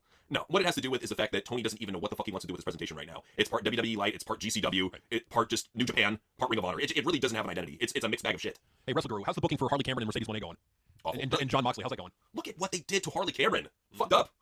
Like, really she was over. She was getting really, really over. And Tony Khan had to cater to Sasha Banks. Sasha Banks wanted to have her dream match against Momo Watanabe. She got it and no one cared. Stupid, very stupid. Same thing with Gabe Kidd versus MJF. Apparently this is bigger than anything WWE could do to counter Forbidden Door. Sure. This fucking jobber match, like MJF would even fucking compete against it. It's like, what's the point? Gabe Kidd sucks. We've reacted to his promos, garbage. He's just so lame. That's the part about it. Like, he doesn't stand out at all. He's like, oh, I'm from Brady. I'm really tough. I'll kick your ass. I'll fuck you up. Come to New Japan. Nobody wants to come to New Japan. You can't even watch New Japan on TV. We're terrified. What is there to watch? So apparently, Maddie said boyfriend, girlfriend, best friend. They all have ends. You know what doesn't have an end? International champion Kenny Omega. Like and retweet if you cried. 425 retweets, 2.6K likes. Serious mental issues with the IWC that need to be addressed. It's not right. No, this is fucking crazy. I mean, and I get it. Like, they're trying to post a little funny tweet. Haha, this is gonna be funny. You're pretty cried about it. Buddy, can you come up with a better tweet at the very least? No, can't. This is what we're gonna get. Boyfriend, girlfriend, best friend. They all have ends. But what doesn't end is Kenny Omega. No, David say, yeah, plenty of end taking going on over there. But apparently Kenny is better than Roman. So there's literally nothing Reigns does better than Omega. You could mention Roman Reigns in every single continent, even Antarctica, and even the Penguins would know who he is. Like only like British dorks, some American nerds, maybe a couple nerds in Mexico. And some nerds in Japan, and that's it. Nobody else knows who Kenny Omega is. I mean, like there's literally nothing Reigns does better than Omega except for selling tickets, selling merchandise, having much better matches, getting way more people on social media to engage with Roman Reigns type content. You know, it's like what does Kenny Omega do better than Roman Reigns? Nothing. Still to this day, he is one of the most searched people on Google, one of the top 3. That tells you a lot about his popularity. And so yeah, massively popular, has better matches, better prestige as far as title matches go, has been at the top longer, has been dominant longer, has beaten bigger names than him, just has more of a staple on the industry. People look up to Roman Reigns. Nobody looks up to Kenny Omega. He's been exposed. Everybody who goes to AEW, all these indie legends, these New Japan guys who go to AEW, they get exposed. Look at what happened to the Young Bucks, Kenny Omega, Will Ospreay, Okada. Every fucking one that comes from New Japan, they get exposed. They're not the superstars that they claim they are. They get overexposed and they get into their goofy booking habits of putting themselves over, and it ends up ruining everything. It's like if you're treating if the appeal of them is just they're gonna have a serious, hard hitting match, that doesn't take talent. It really it takes wrestling talent, sure. It does not take acting talent, promo talent, any of that bullshit. It doesn't. Not at all. It's dumb that they don't fucking see that. But these same people think that Moxley would print money if he was doing this shit in WWE. So friendly reminder to everyone that John Moxley could have printed Shield money for 10 years and chilled out at WWE. He chose to take the harder roads instead for pro wrestling. My goat. Your goat gets beat up. He looks like he's in his 60s and he's not even 40 yet. Right. What was the point? Literally, the payoff was for a show that, I mean, at best, the payoff was that Dynamite did 650-something thousand views. Something like that. It was a mid-card match. It wasn't even the main event. Why would you do it? Why would you do that side in the fucking mid-card? Could have printed the money. Oh my god. No, this didn't even fucking print the money. Like, when has Dean Ambrose ever printed money for AEW? Ever. Never. But apparently, Joe is so, we're talking about Samoa Joe, so much better than Joe Noah. So it's Joe, and I genuinely do not think you can make a case for Roman on anything beyond popularity, and that barely matters. This is not a knock on Roman. Joe is just that good. I'm sorry. You do an aesthetic check. You put Roman Reigns next to Samoa Joe and ask a random person off the street who they think is a wrestler, they're automatically going to point to Roman Reigns. They will not point at Samoa Joe. No, absolutely. I mean, Roman Reigns actually looks like a professional wrestler. Samoa Joe looks like a fat piece of shit that wears, beach shorts. And I don't get the appeal of Samoa. Like, if you want good wrestling, I get that. But even then, is he better than Roman? No. I'm sorry, I can't take a guy seriously when he literally took like 2 pairs of fat guy shorts, ripped them in half, and just stitched them together for his big fat ass. I'm like, at that point, dude, when you're stitching together 2 pairs of shorts, you need to fucking lose weight, you fat meatloaf fuck. Like, Right. And that, it's like, honestly, the best thing he's done as of late was the fucking Twisted Metal Sweet Tooth character. Other than that, nothing. No one cares about him. He's so great, but he's so fucking great, but no one cares about him. Sweet Loaf, dude, had a hell of a fucking career. But don't forget about it, he's in the newest Yakuza video game, playing some crime lord boss, so he's staying somewhat relevant. He's doing things, so good for him. But these fans, they want to suffocate other AEW fans over stupid shit. So, me, a Twitter user I like who dropped an indefensible take. So the Beast Morto said the Miz in AEW would be great. So you want to strangle him with a plastic bag because he recommended Miz be in AEW. Why do you hate Miz so much? Like, I don't get the Miz hate. I will never for the life of me get why a guy who is a willing mid-carder, who just, he settles for like backstage segments for 3 minutes on a fucking Raw and that's it. Why you're so mad at him? He hasn't been champion in forever. Like, I would get their argument if he was like the world champion and constantly being shoved in his throat. That's one thing. He's a mid-carder, and he's barely even that. He's barely on the shows as I've seen as of lately. So like, what is the hate for? Let it go. Gotta hate something, I guess. Gotta hate a successful white guy, you know? Seems like that's what it is. So, Drainmaker said AEW by April 16, 2025 will have outlived both Smoky Mountain Wrestling's entire existence and WCW Monday Nitro 6-year run. Well, here's something that it hasn't outlived. TNA. Once you fucking outlive TNA, you can start talking, because they're the cockroach of pro wrestling, not AEW. AEW is just the bleeding piggy bank of pro wrestling. They really are. It's more like with AEW, the thing, like the big attraction with them is just how low can they go, how small can their venues get, how low can their ratings get. It's a fucking dumpster fire, and that's because of Tony Khan and how he's running it. I would love AEW to be on fire right now and kicking shit out of WWE, but they need good leadership to do that, and they don't have it right now. Well, but apparently Tony saved pro wrestling. He saved pro wrestling in America. 600,000 fans, dude, for the flagship show. That ain't saving pro wrestling. If you can't get 1 million fans, you're not causing a revolution. I'm sorry. He's saving pro wrestling in America by almost getting the shit kicked out of him every fucking week against NXT. Developmental of WWE. Yeah. Terrible. You've got household names like Edge and Chris Jericho on your show, and you're getting beaten by NXT almost every fucking week. All newcomers. All rookies. All inexperienced rookies are beating the shit out of this talented pool that they have. It's sad. It really is. We've said this all the time, that AEW has all the potential in the world, but they blow it away because Tony doesn't know what the fuck he's doing. And maybe that's why people want to negotiate on behalf of him. So this guy said, I'll negotiate on Tony Khan's behalf. Dear Triple H, if you want Sting, we need a public apology for your behavior at DX Induction, calling AEW a pissing company, and not letting Lex Luger on camera during Sting's retirement. Admit to the public that was all bitch behavior in those words, and then we can talk about Sting appearing. We want to make this happen for Lex. Feel free to DM. Who the fuck does this brain dead moron think he is? Buddy, it's getting beaten almost every week by NXT. It is a pissant company. Who is he to fucking tag Triple H and Tony Khan and say that he can negotiate for him? Are you a lawyer? What are you? Do you officially work for AEW? What is this shit? This is some weird Mark bullshit. I mean, come on, Mike, come on. I mean, really bad take here. Like, yeah, AEW is a pissant company. It really is in comparison to, I mean, ratings-wise, you even look at their attendances, they're declining year over year. It's becoming, if it wasn't a pissant company, it's definitely becoming one. And that's a shame. It really is a shame with the potential it has. I mean, but, you know, AEW, they just get worse. And a lot of it has to do with the fact they don't get any better with the signings. They're not signing good, talented people. No, we get speedball. Good things happen to good people. No, it's not a good thing. He won't get over. No, he's gonna have a few with Ricochet and then fade away in the mid card. Nothing will matter with this guy. Yeah, he's probably off TV for months and months. And you know what? Good, because he fucking sucks. He's a goofball. He's just too cheesy to really get into. Like, I just don't see the appeal of Mike Bailey. Oh, he's a good wrestler. Yeah, but he's so fucking cheesy and goofy. It's really hard to take him seriously. And his promos suck. His acting sucks. Like, I don't get the appeal of the guy. He's like super skinny. He's got a goofy ass mullet. He's got like big ass horse teeth, like Gary Busey teeth. He does spinning kicks in midair like he's like a fucking 12-year-old going to karate. I'm sure. Just not a stud, dude. Not a good I'm wrestler. sure. No, I'm sure he's the nicest guy in the world. I'm sure there's people who met him that say that, oh, he's an amazing person. He's really cool. He's non-binary too. Oh, really? Yeah. Okay. Fuck that guy. I hate Mike Bailey before. Double on the hate now. Fuck that guy. Yeah, it just let you know. So, non-binary. Fuck Mike Bailey. Fuck Scott Moore for hiring him in the first place. Hey, you know, it's not just the wrestlers, but the fans in AEW like to let you know how gay they are. So here's 2 gay fans appreciating AEW up close and personal. We made it to AEW. Wait, first time, right? Your first time? Yeah. Oh, it's like my second time. I don't know. I'm right. But anyways, I finally got the merch, bro. And look how close we are. It hasn't started yet, so calm down. There are people here. 2 hours later.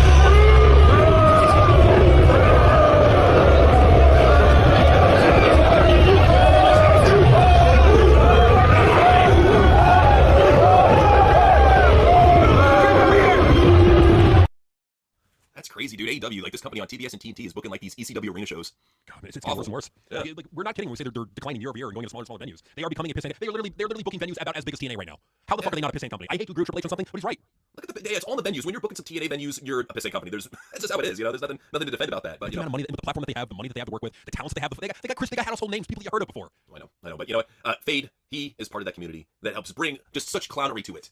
And let's start out with him claiming that they're supervillains on TV. Nakamura helping Drew McIntyre take out Priest is wild. Supervillains. So, like, that's all you gotta do is just team up with another dude to take out another dude, and you're like a supervillain heel that kills people and gasses entire cities and kidnaps women. Yeah, supervillain. Sure. I'm surprised he didn't say LMFAO. He's trying to tone down. I think after I do shit, he's trying to tone down on it. John Cena no longer has his bald spot. Cody Rhodes is so done for. Like, literally, it's a little patch that he puts on. He's put it on many movie sets. Like, if you watch Fast and the Furious, you can see it there. He was on Kai Cenat Stream, had the little patch. It's like his Togo yarmulke that he carries with him. Honestly, that's what it feels like. Cody Rhodes and CM Punk are best friends. We're more than friends, buddy. They got so gay with each other on that European tour. We'll show you some videos on the news, but bro, yeah. When you think that they're really gay, now they're like, no, we gotta ramp it up. So, right here, CM Punk looked flabbergasted listening to sexy BJ Ray cooking everyone. LMFAO. Why is he calling another dude sexy? What's up with that? Why is he looking down? Like, I think I'm just saying, you know. Yeah, he's just probably embarrassed with the guy. Like, oh my god, look at this embarrassing asshole. Yeah. So Fade, ever the embarrassment. But you know what? As embarrassing as Fade is, he's not as bad as the most horny, degenerate wrestling fans out there, which brings us to wrestling fans being horny degenerates. We're gonna start out with their love for Brooke Jensen. They love this training man very much. When perfection meets opportunity, and Shane, proud Rainbow Wear, posted this very strange SpongeBob meme. Good God. So his name is Ben Buchanan. Okay. I mean, it's still gay. he's not escaping the allegations. I mean, that much. he was born with a fucking William Regal name. Hey, what can I say? Yeah, it's right there. Ben Buchanan. Actually, I prefer the name Brooks Jensen. And there it is. So, I want to ride his roads till I whoa. Ew, gross. Like, dude, he's married, and even then, you're not his type. No. His type goes woof woof. Sorry. Spank me, Cody. I've been a bad boy. No, thank you. My eyes are only for one. That's right. He likes some huskies, damn it. Cody is so hot. You go ahead and read the rest. Or just read it in your head. There you go. But this fan Waller, the GW effect, obviously wants Cody's manhood in his mouth all night long. Yeah. And you think we're joking around when we say this shit, when we say how gay and weird these fans are.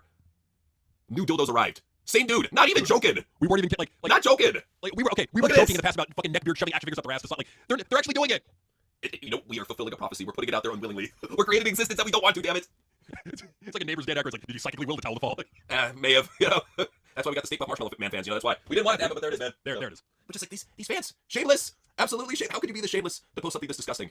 And I think to yourself, what the fuck is wrong with me? But that's these fans for you. So let's go ahead and talk about their love for Gunther. Justin Wang said this makes the pin harder to kick out, but the guy wrestlers are afraid to do it because it'll look gay.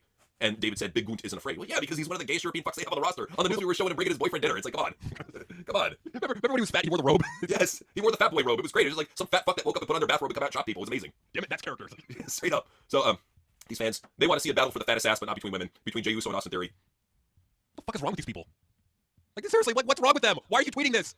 A lot of MDMA use. Chunks of their brain missing. Just the most deist retard you've ever seen. Here he wanted to. He really wants Drew McIntyre's titties in his face. So he wants to motorboat Drew McIntyre. Like, dude, like either he's trying to like fucking engagement farm or he's just crazy. I think he's legitimately that gay and crazy, both. But these gay crazy fans, they have no bounds. If you deliver bangers, they want to fuck you. So Jay said, remember when people tried to call him fat? And Eddie said he can be fat all he wants. I'm gobbling him either way. Eddie. Not Edie, like Edie Falco. No, Eddie. No, Eddie, as in a dude named Eddie. But you know what? This is definitely two dudes interacting here. There's no doubt about it. So Ibu said, what did I do to deserve Pretty Deadly? And IB said, let me nut on your back on board. Ew. What Probably real post. I legitimately think that IB wants that out of him. Not even shocked with IB. He's one of the gayest fuckers out there. But it's fucking weird, man. Like these fucking wrestling guys are weird. Ken, definite dude said, I want him to get me pregnant 3 times. You have nuts, bro. Abandon me, refuse to pay child support for our children, and then I would go to his house to make a scene, breaking everything, when he would grab me by the arm and take me to a corner to get me pregnant for the 4th time. Insane! Batshit crazy, smearing shit on padded walls, fucking nuts. Fucking bozo crazy. Fucking nuts. Like, and like, I genuinely believe this is a real tweet. This idiot actually did post this shit and wasn't trying to like click farm, wasn't trying to like do like fucking engagement tweeting bullshit. No, he actually fucking meant this. His name is Adam Page sucks. His name is at the Ring General. So he's got great taste in wrestling. It tells you all. The Ring General, what a fucking dork. So not only do they want weird fantasies with Hangman Adam Page, they want to be fucked everywhere. So Jay Licious, definitely a dude, said, naming all the places they could run a train on me until I run out of text. The kitchen, the locker room, Triple H backyard, the bathroom, under the ring, the forest, the Krusty Krab, Ava's office, in the janitor's closet, in the car, Waffle House, inside the ring, the Ferris wheel. No, it wouldn't be in Triple H yard. It would be in the bedroom with Stephanie. Get it right. Come on, dude. Come on. I can't have it around the dogs. They get scared. His dogs are like, look at me around my dogs. His dogs are like Ryan for Family Guy. They got a pass. What can I say? So, when he get a fat butt? What the fuck is wrong with these people? He's a meth addict. Let it go. Definite dude. What the fuck? I want to sit in his lap and rub my face up and down on his beard. So, like, what do you want to do? You want to lap dance? Do you want to act like you're a big cat, like rubbing up on him? What the fuck is this strange fantasy? Like, I mean, at least if we're talking like fans that are in the front row show and they're catcalling like a female wrestler, that's normal behavior. This is fucking weird. Very, very strange. Oh, but it gets weirder. You know they love any sort of body liquids. So Elsa posted a photo, 2 photos of Liv Morgan, and Lennox Burner said, "Are you in Mississippi because you're the only miss who piss I'd sippy?" God. 2 views. Oh my God. I'll give him that. It's weird, fucked up, and degenerate perv bullshit, but it's funny. How was I one of those 2 views? What the fuck? It probably has more by now, who knows, but yeah. Very, very strange, very, very strange tweet. So now I gotta go ahead and show you what happens when the fans hit on wrestlers. I'm not pretty enough for a kiss. What? Fair. I interviewed her yesterday. She was good. Nobody knows you. You won't take nobody. Nico Extra, why do you gotta be so fucking gay? Like, nobody is laughing at that. Nobody thinks that's entertaining. It's just fucking weird. It's like, it's got this gay bald-headed dude asking for a kiss from some fucking jobber. Like, what the hell is this shit? This is some son of sofa shit. Remember when he fucking kissed Kip Sabian? Yeah, I remember it. I remember that shit. Yeah, and like this is what, and like he's probably gonna get a bunch of like marks, like trying to cancel him and get him like fucking like his life ruined and all that bullshit. Well, this is what happens when you cater fucking to SJWs. They're gonna try and ruin you. If you do shit like that, they're going to fucking ruin you. Yeah, that was very strange, bro. Very strange. But stupid. And stupid. But Nathan Frazier said Fraxium, define fine. And Buffy's, she replied to his tweets. I don't know why he was quote tweeting the chick or dude, whatever, and said top me. I think it's a dude because no chick would say top me. They would just say fuck me. That's right. So it's literally a dude with a check mark posing as a chick, admits they're a fucking gay dude, and Nathan Frazier is happily quote tweeting this thing. Now keep in mind, Nathan Frazier is a born again Christian, posts Christianity all over his timeline, yet he's replying to this fucking weirdo here. The hell? Yeah, he may have not known, or this is some fucking Ted Haggard shit. You never know, man. I mean, no. Either way, it's crazy as shit, and just it's what we get with these fans. It's like if they're not absolutely insane, they got to be absolutely gay or absolutely retarded. It's just that's how it is. Sad. But who would you say is more retarded at this point? Would you say it's Dave Meltzer, or would you say that it's JD? Ooh, good question. I'm gonna go with JD. I'm gonna go with JD. Well, you know, JD had a lot of retarded takes, which brings us to JD from New York is a cat fucking freak. So we're gonna start out. JD had a very, very eventful weekend those past 2 weeks. So first off, he was saying that indie talent and promoters have come out and said none of this is true today. Dave Meltzer hangs another L on the scoreboard for 2025. So he's very full of himself. He's like, you know what? I got my shit together. I'm doing good. And then he decides, you know what? I need to talk about wrestling. I need to talk about soap opera and how there's not enough of it in pro wrestling. Us here in America, we want story. There's a reason why they say this is a soap opera for men. I'm not getting any soap opera vibes here. I'm getting a bunch of fucking people with hours across weekly television that don't know what the fuck they're doing. That's the vibe I get. When you gotta put Chad Gable under a lucha mask and that be the most interesting aspect of WrestleMania, maybe we should start reevaluating where the fuck we are. Hey, JD, who approves the script for Raw, buddy? Bruce! Ah, not Bruce. It's definitely fucking Bruce. It's not Triple H. It can't be him. He's fucking great. I hate to break it to you, but it's Triple H. He approves all the scripts. Everything creative goes to Triple H. You want to say it. You want to say it, but you don't want to piss off your fan base. I get it, bro. Exactly. And the other thing, too, is the hypocrisy. How many fucking years has this Mark been on YouTube ranting and screaming about, Bruce, I want more matches, more bangers, Bruce? When the fuck are we gonna get Johnny Gargano versus Andrade at WrestleMania, motherfucker?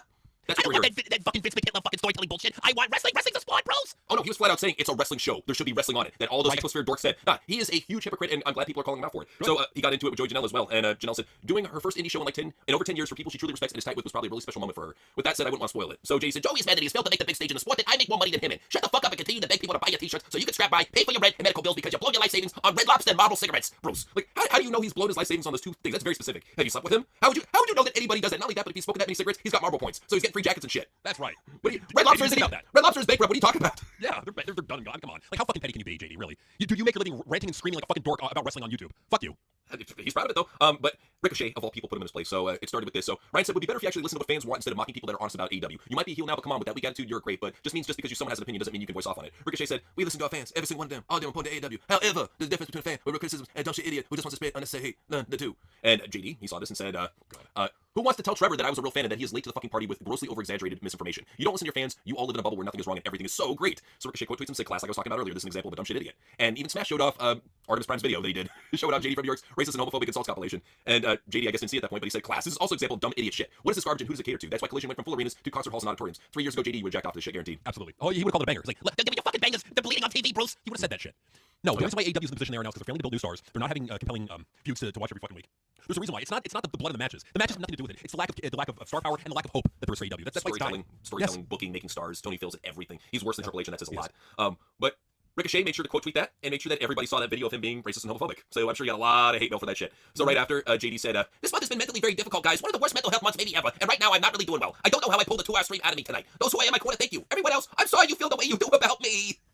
Bro, we wouldn't have the hate or the dislike that we do for you if you weren't such a little weird bitch. But you continue to be a little weird bitch, and now you're being shown off for being a hypocrite. And you're being pointed out by Ricochet of all people, who's one of the biggest clowns on the AEW roster. So I can understand you go through some mental shit. I understand. At the same time, I would recommend to you what you always give advice to Vince McMahon, fucking die, Vince McMahon, I hate you, fucking die. That's what you always say. You want Vince McMahon to fucking die. Well, I'm gonna give you advice that Vince McMahon gave to Pat McAfee. Stay off the internet. Stay the fuck. If it's getting you to the point that you're going insane like this and you're becoming unhinged, this is your worst mental episode, you might have to check yourself in. All that other shit, get the fuck off the fucking internet. Get off of Twitter. Get off your comments. Whatever the fuck is triggering you, I don't care what it is, get the fuck off. It's that simple. I mean, it really is. And honestly, JD, the best thing you can do is stop caring about what wrestlers think. I couldn't give a fucking shit what a wrestler thinks about me at all. Who cares? And that's the too is, yeah, we've had wrestlers say things about us before, so a lot more than often it's complimentary, so I'm very grateful for that. But yeah, no, we've heard, like, Ash by Elegance, she had some slightly negative things to say about us. But we don't give a shit. But that's the thing, though. It's like the positive outweighs the negative, so we don't care. So that's the thing too. And usually when it's a negative opinion, it's usually somebody who is a jackoff. Like when Cassie Sono blocked me, I didn't give a shit. I was like, so you finally found out about us wrestling. Okay, good for you. So, but like in all seriousness, like if JD is somehow watching this, like the best thing that he could do is to not give a shit what wrestlers think. That would be the best thing that you could do for your mental health. Yeah, just take the fuck off the internet. No, I get it. No, I get it. He has to commentate for Hog, and that's him being sidelined for Sasha Banks probably did a number. And it's like I get that, but dude, it's business. At the end of the day, if you just see it as business and see it as like fuck these wrestlers, like it doesn't matter what they say. It doesn't matter how they don't matter at the end of the day. What matters is your fan base and you. And another thing too, I would recommend to you, like one of the ways that I avoid a lot of bullshit on Twitter is I don't ever voice my opinion. Well, I very rarely voice my opinion in quote tweets to these wrestlers. You quote tweeting Ricochet and getting an argument with him about that shit did not help you out at all. It put you in the situation you are right now. So I would recommend in the future just don't do that, dude. Voice your opinion on your show. They're watching anyways. You don't need to post on Twitter. That's how it is. No, in fact, I mean, isn't his YouTube channel bigger than his Twitter platform? He's got a flex, man. That's what I'm saying. Is he could completely just go on YouTube and YouTube community and he would still have a big reach. He really doesn't need Instagram or Twitter or any of that shit. No, I mean, what he could be doing is like on his YouTube channel, like do specific videos calling out Ricochet and then tweet it out and then just let that get out in the fucking ether. Absolutely. Yeah, no, use his Twitter account to promote his channel. Absolutely, that's the way to do it, man. You have a voice, use it. What are you doing, man? But now he said he's gonna be a whiny bitch, and it's the same guy. You can dish, but you can't take it. That's what it comes down to. And not only that, but why are you sharing that shit on the internet? Sharks like us are gonna fucking sniff that blood. What are you doing, man? It's JD, man. He's got to react. It's too impulsive. You got to control that, JD. You get control of it. You stop giving shit what wrestlers think, and you'll be so much better off for it. Take our advice. We're actually kind of looking out for you, little guy. So that's time for Dave. We are. Dave Meltzer is a dorky goblin. Never fails to do that. So here he was talking about this. I love this. The numbers. So AEW Dynamite did 628K. Not sure which way it will round. Not including match. Don't have the chart yet. So here he is talking about a number, and he does not have the chart. He literally admits right here, I am making up this number. This is his intelligent guesstimation of what it would be. So because he doesn't have like the number from Max, because if he had that number, he would add it to the fucking TV number and say, yeah, we actually did like 750,000. No, David, it's 628,000 viewers on live TV. Period.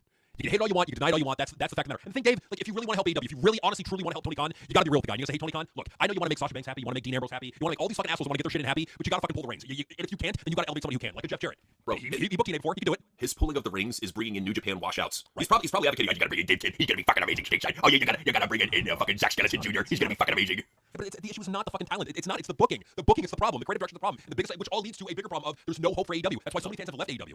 It's really a lot like Darth Vader and the Emperor. It's like Dave Meltzer is the Emperor looming behind this dorky fuck who's playing Darth Vader and Tony Khan, you know, and influencing him in a lot of ways. But everything is up. Viewership is clearly up. We just don't know by how much. Pay-per-view is very much up. Revenue is very much up.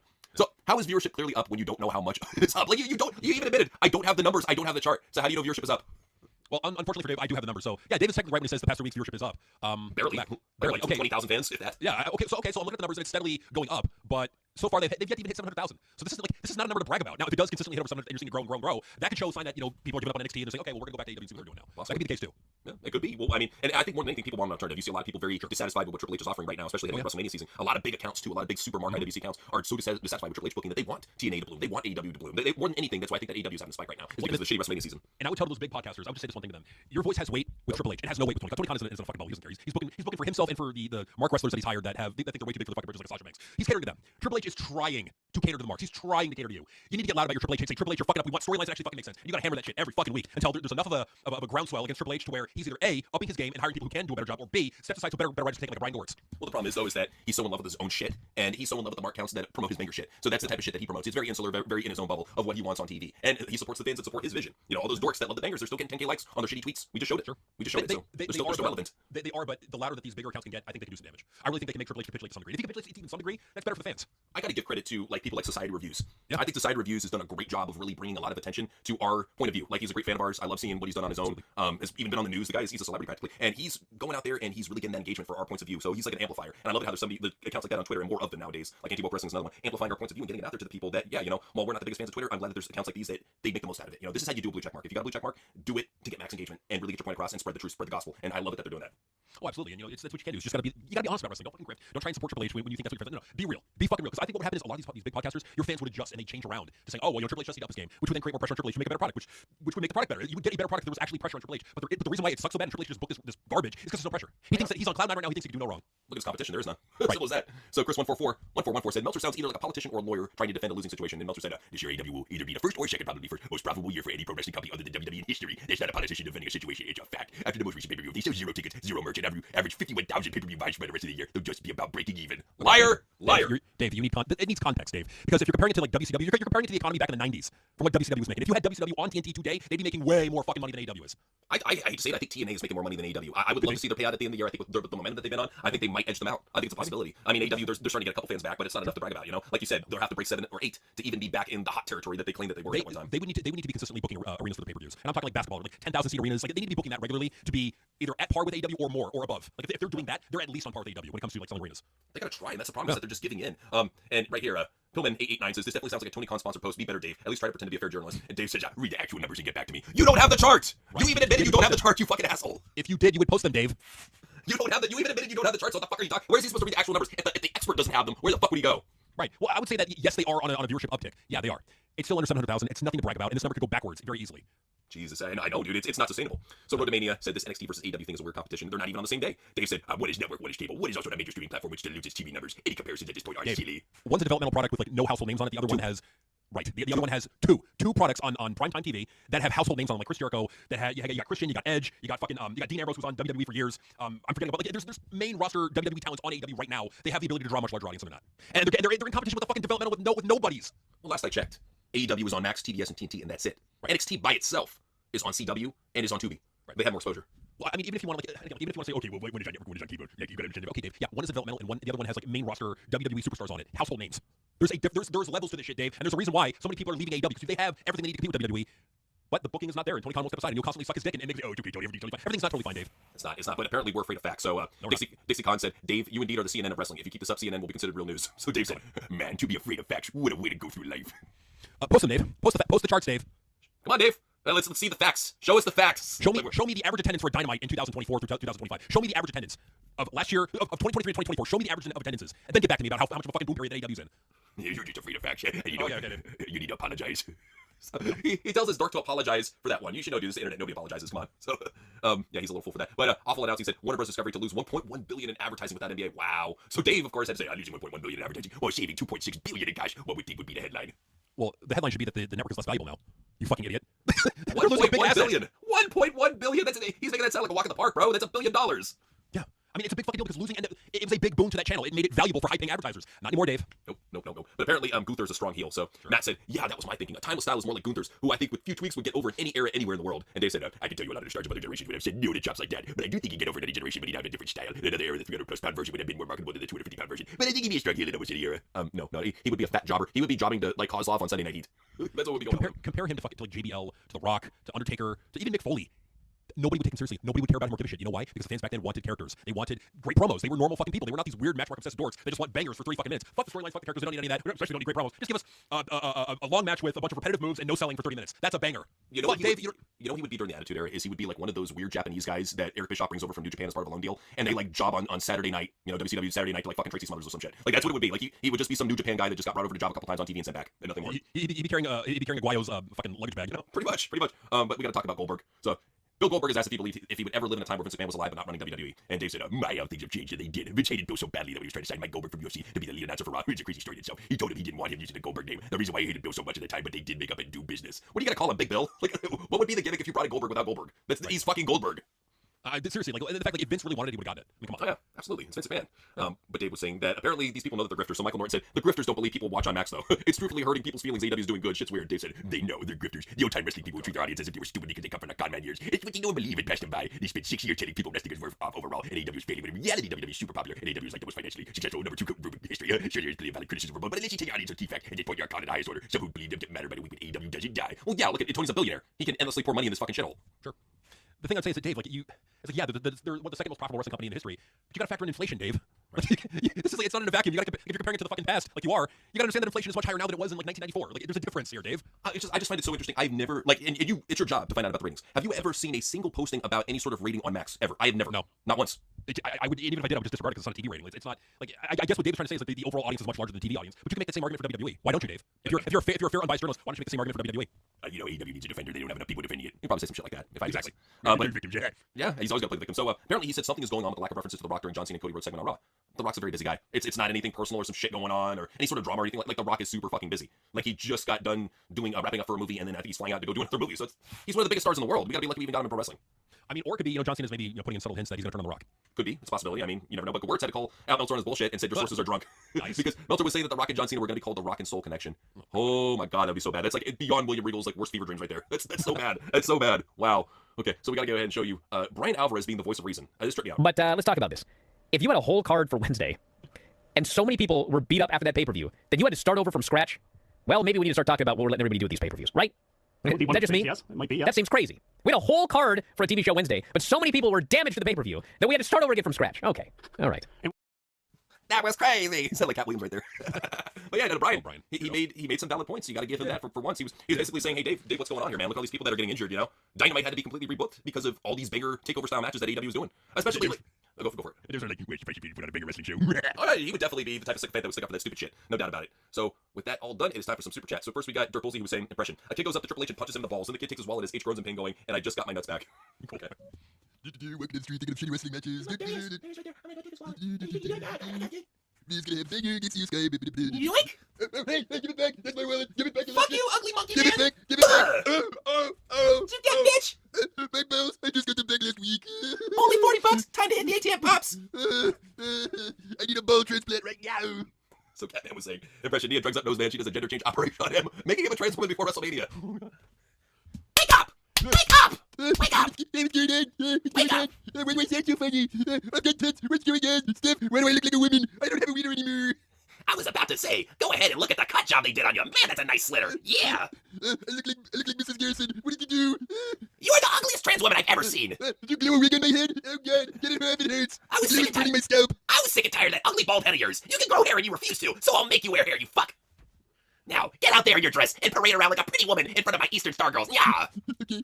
Sing, I'm a Barbie girl, you fuck. I'm a baby girl. I'm a baby girl. Do it louder. I'd rather sing. I am a woman, it's only me. I do it naturally. You make me wanna puke. So true said. Do the marks Vince McMahon is the reason kids in Africa are starving, wars are started, assaults in the world happen. Ah, he's right up there with Hitler. It'd be funny, but I really hope they would retweet that shit and say, Vince did this. It's like some starving kid in Africa. You know? Blame Vince. Hashtag blame Vince. Hashtag blame Vince. Why not? He's a scapegoat for everything. So, Dev to Dust was saying basketball was better in the 90s. It was tough, gritty, and they had big stars back then. Gone are the days of Jordan Malone, etc. I take Shaq Hakeem, Elijah Wan, Patrick Ewing over the centers today. Oh, yeah. I mean, it was a cultural phenomenon back there, especially with the Dream Team. Yeah, dude, in the 90s, it was a great time for basketball. Just top stars. I mean, these are the type of people that would show up, like let's say, for example, Karl Malone and Dennis Rodman showed up on WCW, 5 million views. Huge stars, you know, yeah. People would tune in and talk about it. That's back in the day when they could get that type of pop, you know, off a celebrity. So, different time period, but yeah, you're absolutely right about that, especially the Bulls, man. The Bulls in the 90s were classic. So, King Richard of England was saying, impression, Punk again tries to steal court and Roxanne away. I politely asked Punk, what did he plan on achieving and how does he think this will go for him? Hey, hey, girls, come on. Why don't you come with me? Look, I know I do this every fucking week, and I'm a weird fucking sex pest with weird nipples, but you know what? Come on, girls, come on. No, you're fucking ugly, meth head. You look like Vince McMahon. You're so gross. He looks so, look at him. Dirty old man, you perv. He looks like David Arquette if he got his face caved in. He's so ugly. Come on, babe, come on. Don't do me like that. Come on, you know you want this punk dick. You want it right now. You better fucking want it right now. Come here, you fucking horse. Roxanne! Or I'll break your face. Pull the switch! Okay. Look at that, Punk. You were standing on my trap and now you're hanging upside down, face to face with the real man. So let me tell you this, you ugly method bastard. God, you ugly clothes. Let me tell you this. What did you plan to achieve coming here and breaking into my kingdom? I was just thinking, I'm such a badass, and I'm good with the ladies, and I can just go in there, demand that they suck my fucking dick, and they'll do it, because I'm CM Punk, best wrestler in the world. Cut me down. The blood's going to my head, and my crooked nose. You know, the other day I was over in Mexico time traveling, and I found out about this thing called a piñata. Well, tell you what, you're the ugliest piñata I've ever seen. Ladies, here are your batons. Beat this man. Break him open. Let's see if there's candy on his tattooed insides. Probably just a bunch of meth. I've been waiting for a long time. My ribs. Huzzah! So the true said. Impression. On behalf of King Richard, Vince India tried to feed bully rated alligators, but the alligators refused to eat him and they won't even touch him. Hey, you know what we're gonna do? You know what we're gonna do? We're gonna feed you to the alligators. They're hungry. They need something big and fat to eat. Yeah, they'll chop your butterball ass down, and you'll like it. Yeah. That's right. They'll love it. They're gonna love it. You know, I haven't even the kids. Even they would love it. So, Come on, Vince. Come on, Vince. You don't gotta be doing this. Come on, you don't have to do this to me. Shut up. No. We're gonna have to feed you to the alligators now, pal. Stephanie. Yeah. Press the button. Hey, Daddy, how come the alligators aren't eating him? They're gonna wake him up. We need like a fire or something to wake him up. Oh, what hair I have left is on fire. You fucking asshole. So Dar said, how on God's green earth is Punk in top condition? The guy looks like a tattooed, out of shape junkie who struggles to put his socks on in the morning. He honestly looks like Elvis before he died. Like he's starting to get to that point where like I'm expecting him to just like die on the toilet eating a ham sandwich or a meth pipe, whatever for that matter. Meth sandwich, who knows? It's a bologna and meth sandwich, yeah. Tyrone Biggins style. No, it's my meth, asshole. Fuck you. Oh my God, that would be the best Chappelle Show sketch ever. Tyrone Biggins meets CM Punk and they battle over the meth sack. Oh, He's great. I'd love to see it. Indeed. V-Lock was saying, I know Noseman is proven he's not confident in Cody going at it on the mic with John Cena. Every other feud like this, both top guys go back and forth, but not with Cody Rhodes. John Cena, he's really been shoved into a very, very awfully written storyline with a really, really poor guy that he's working with that cannot carry his end. So Cena, I don't blame him for mailing it in with what he's given. Like, especially if you're retiring soon, and even then, this is just a quick heel flip, and then you're back to babyface. He's probably like, you know what, fuck it, I'm gonna lose at WrestleMania anyways. I'm already one of the main events. Fuck it, I'm here. Might as well just do the job. Not mail it or not try, you know. I mean, I blame them because you gotta be professional. You gotta give it your all. But at the same time, like I can understand why they want to mail it in. I get it. Especially with what they're given. I mean, and it seems probably insulted. You know, this isn't elevating me or doing anything for me. So fuck it. You know, I'm just gonna. This is what you get. Basically, you get nothing, like you said. So, King Richard was saying, impression. JD tries to defend Cody and Noseman's honor for making them cry. I offered to apologize only if he could beat Chambermaid Nikita Lyons in a duel. Okay. Yeah. I'm here to defend Cody and Triple H's honor. I'm so sick and tired of you making them cry, King Richard. You're a fucking asshole. You're a piece of shit, Bruce. And I hope you fucking die of AIDS or some medieval fucking black plague shit. You fucking prick. You fucking British schmuck. You fucking tea and crumpets eating bastard. I hope you fucking choke on your fucking gay frog water over in Britain. You fucking asshole. Are you done, little man? Are you done? No. And another thing. I'm tired of you banging all the fucking ring rats. Where's the dudes? I'm saying you're speaking some common sense. That's my guy. That's my little guy right there. You know what? JD, I will only apologize if you could beat my chambermaid Nikita Lyons in a duel. What you say? You know what? I'll take up on my fucking offer. You know, I'll take up on the offer, but I need to bring my fucking cat launcher. Cat launcher versus a booby gun. I'm gonna fucking take this bitch's head off. Bruce. So, Beats, gather your weapons. We'll see you in the courtyard. Nah, Nikita Lyons would destroy him. Like, annihilate this motherfucker. How she blows head off. Yeah. King Richard, that's true. King Richard said, happen. Probably, I just got lost swing. So, impression. I teach Kira Hogan and Harley Cameron horse riding. It gets steamy. Oh, yes, ladies. Do you like that horse ride? How's your horse riding the horse? Baby girl, I love that horse ride. Oh my God, it's making my big booty bounce. Yes, Harley, how are you liking the horse ride? Is it getting your juices flowing? It's making my boobies bounce. Look at them bounce. Oh, I'm a blessed man. Bouncing boobies everywhere I look, all over my kingdom. A kingdom of fat titties with jiggling nipples. I love my life. Okay, V-Lock says. That's the life. Yeah, absolutely. V-Lock says, impression. Noseman books a fulfill your fantasy school tag team match with Bailey Gandolfini and Zoe Starks versus Jordan. Again? Oh boy.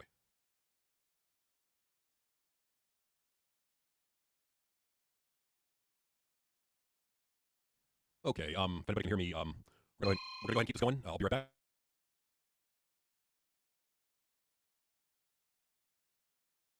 So yeah, a little bit of an internet issue going on here, but we're still here for you guys. Hopefully you can hear me. But yeah, so we'll go ahead and Vlock will go ahead and do this. Just gotta fix our internet issues and we'll be good to go. But yeah, so just a little aside right now. I'm gonna go ahead and talk about pull it up here. Fuck, where is it? Come on. Oh fuck, where is it? Okay. All right. So I guess in the meantime, let's just talk about Mariah May. Leaving from 5 Flex. Apparently, they believe that she's gonna be leaving. She's in the final year of her contract. I mean, that's I guess not really that big a deal. But it's hopefully she's probably gonna be going over to WWE. You'll see her in NXT pretty soon. So and I think you're probably gonna be seeing a lot of like current AEW talents in WWE. But yeah, it's just where it is right now. It's a shame. But yeah. So shit. Let's go over.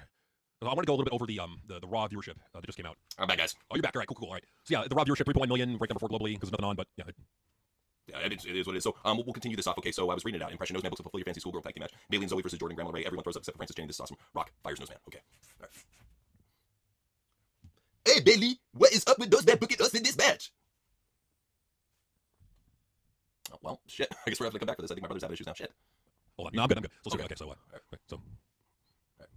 Hey Bailey, I can't believe that Nose Man is pairing us up against each other in a fulfill your fantasy schoolgirl match. That is so sexist. I can't fucking believe it. You're fucking garbage, motherfucker. To think that he can just book us like fucking meat out there and throw us out there for the fucking jerks. The fucking jerks that to jerk off to. What the fuck is wrong with him? We're fucking beautiful women, yeah, it's true. But we don't need to be sexually objectified like this. This is degrading and insulting to us women. And you know what? We need to let him have a fucking word of our mind. He is such an asshole, and I tell him that I won't do it. Hey you, Triple H, this is bullshit. How are you gonna make us do this match?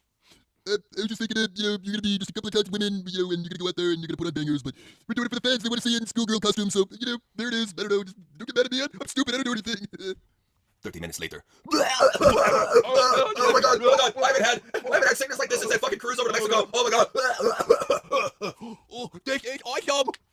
This is awesome. Yeah, Nose Man, yeah, come on, this broadcast, I have to talk to you real quick. Yeah, come over. What's going on, Rock? We okay? Just doing some banger matches and, I'm fine, Ernie.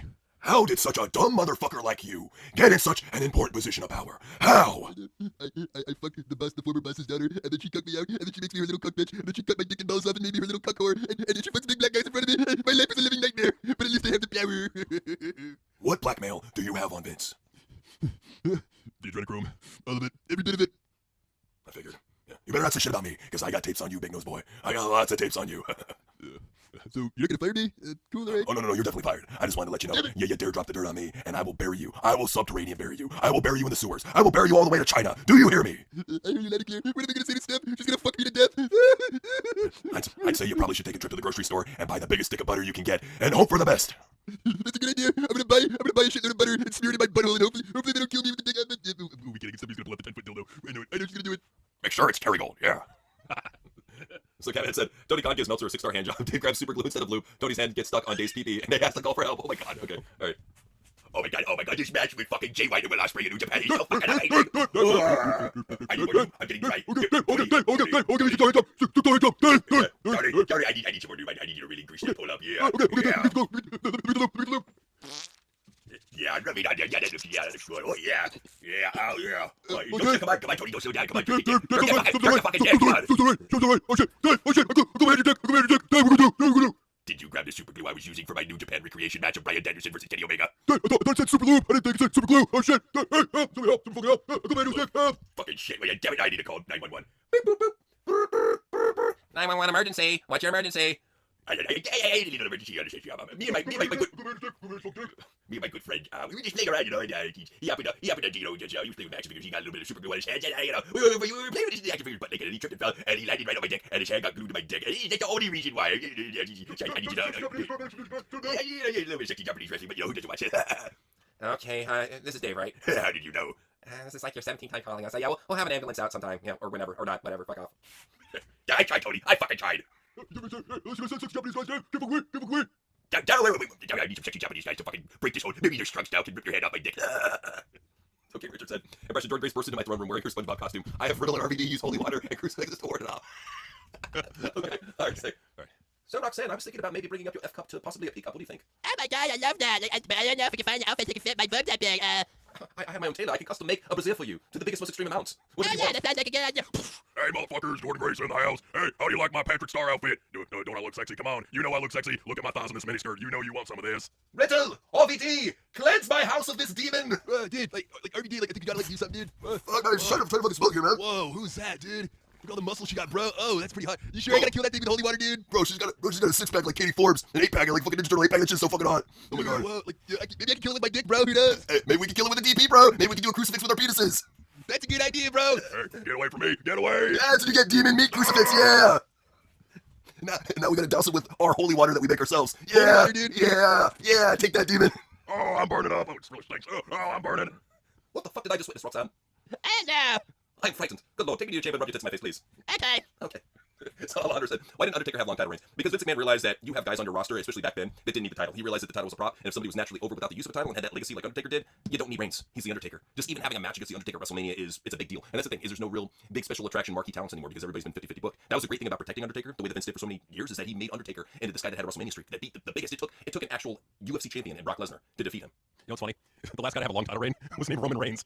It's true. That's sad. Long title reigns, Roman Reigns. Yeah. It's right there, man. But it is strange when you think about it, too. Alejandro was saying, people get so offended when Vince didn't think the fans would not know who AJ Styles is in his debut. They need to realize people have lives. Absolutely. Well, that's the thing, too, is like, even though that AJ Styles was technically a name in WCW before he died, and he was a big name in TNA, one of their, like, big names that they ever had, he's not a WWE name. He's an indie dude. Always has been, you know? Yeah, he's always been, he was like, he was a fucking, like, low-card cruiserweight guy in WCW towards the end, and then he, was, like, really made his career in TNA, and then went to WWE in, what, 2016, 2017, somewhere in there? Yeah. I mean, we even saw him at a Ring of Honor show that told you that this dude's an indie dude. Straight up, you know? We were literally in attendance for his debut on SmackDown. Yeah, that's true. Yeah. You know, With him and the Good Brothers, yeah. And wasn't that the same show, too, that had Big Cass and Enzo on it debuting? Yep, yes it was. And it also had, what, Chris Jericho and Sami Zayn in the main event, right? Yes. And we I had remember Chris Jericho pointing at us. We had like 10 different chants that the crowd was doing. It was great. Like 10,000 people chanting our shit. It was fucking crazy, man. Well, and he was fat back then, too. Like, so we were chanting, like, the Ayatollah of Coca-Cola. Bon Jovi. Yep. Yeah, it pissed him off. Gordon Ramsay, the fans love that one. So yeah, was pointing at us going, you! And I loved it how he looked so depressed, just staring down at the ground, defeated after the match. Remember the house show we went to? Italia's out in the ring. He's going back. Bull face. She's covered her face and running back like, oh no! I'm an ugly duckling, guys. You know, the only thing that will make me feel better is eating kitty cat heads. Hey, she said it herself on Total Divas, so what can I say? So, Alejandro said, Vince knows there's other companies, but who cares? WWE's #1 show for decades. They act like all fans are hardcore. I found TNA on accident. That's how it is with most pro wrestling companies if you're casual. You find out about shit that's not on basic cable or major streaming strictly by accident. You look for wrestling and some shit pops up that you may or may not want to watch, usually may not. that's how it is. I mean, especially with TNA. You could be flipping through Pluto, you see the TNA channel, you're like, okay. Especially when it used to be interesting, because that's the thing about Pluto. So it'll show like TNA from back in the earlier, more interesting days when they actually had stars and characters and whatnot. So, I mean, that's kind of the good thing about it, you know? Like when you usually like land on that channel, it's usually like a Scott Steiner backstage segment or something like that. It's not bad. Right. You can see TNA in the glory days compared to where they are now, and big difference. Yeah, you see AJ Styles, Aces and Eights, Beer Money, you know, all the staples really of TNA for a long time. Hulk Hogan still work. True, Hulk Hogan. I mean, yeah, for sure. Dark Paragon was saying, impression, Noseman and Adam Cole endorsed AC Shadows for WrestleMania. Ubisoft goes bankrupt, WWE loses millions, both men are fired. Okay. Alright, just give me just a second now. Assassin's Creed Shadows. It's the new game where they have a gay black samurai killing Japanese people in feudal Japan. And he has the option of having a bisexual relationship with some like Japanese ninja chick assassin. So, but he is for the most part a gay black assassin. So there you go. All right. It's free. See. You want me to start off? Yeah, you go ahead and start off.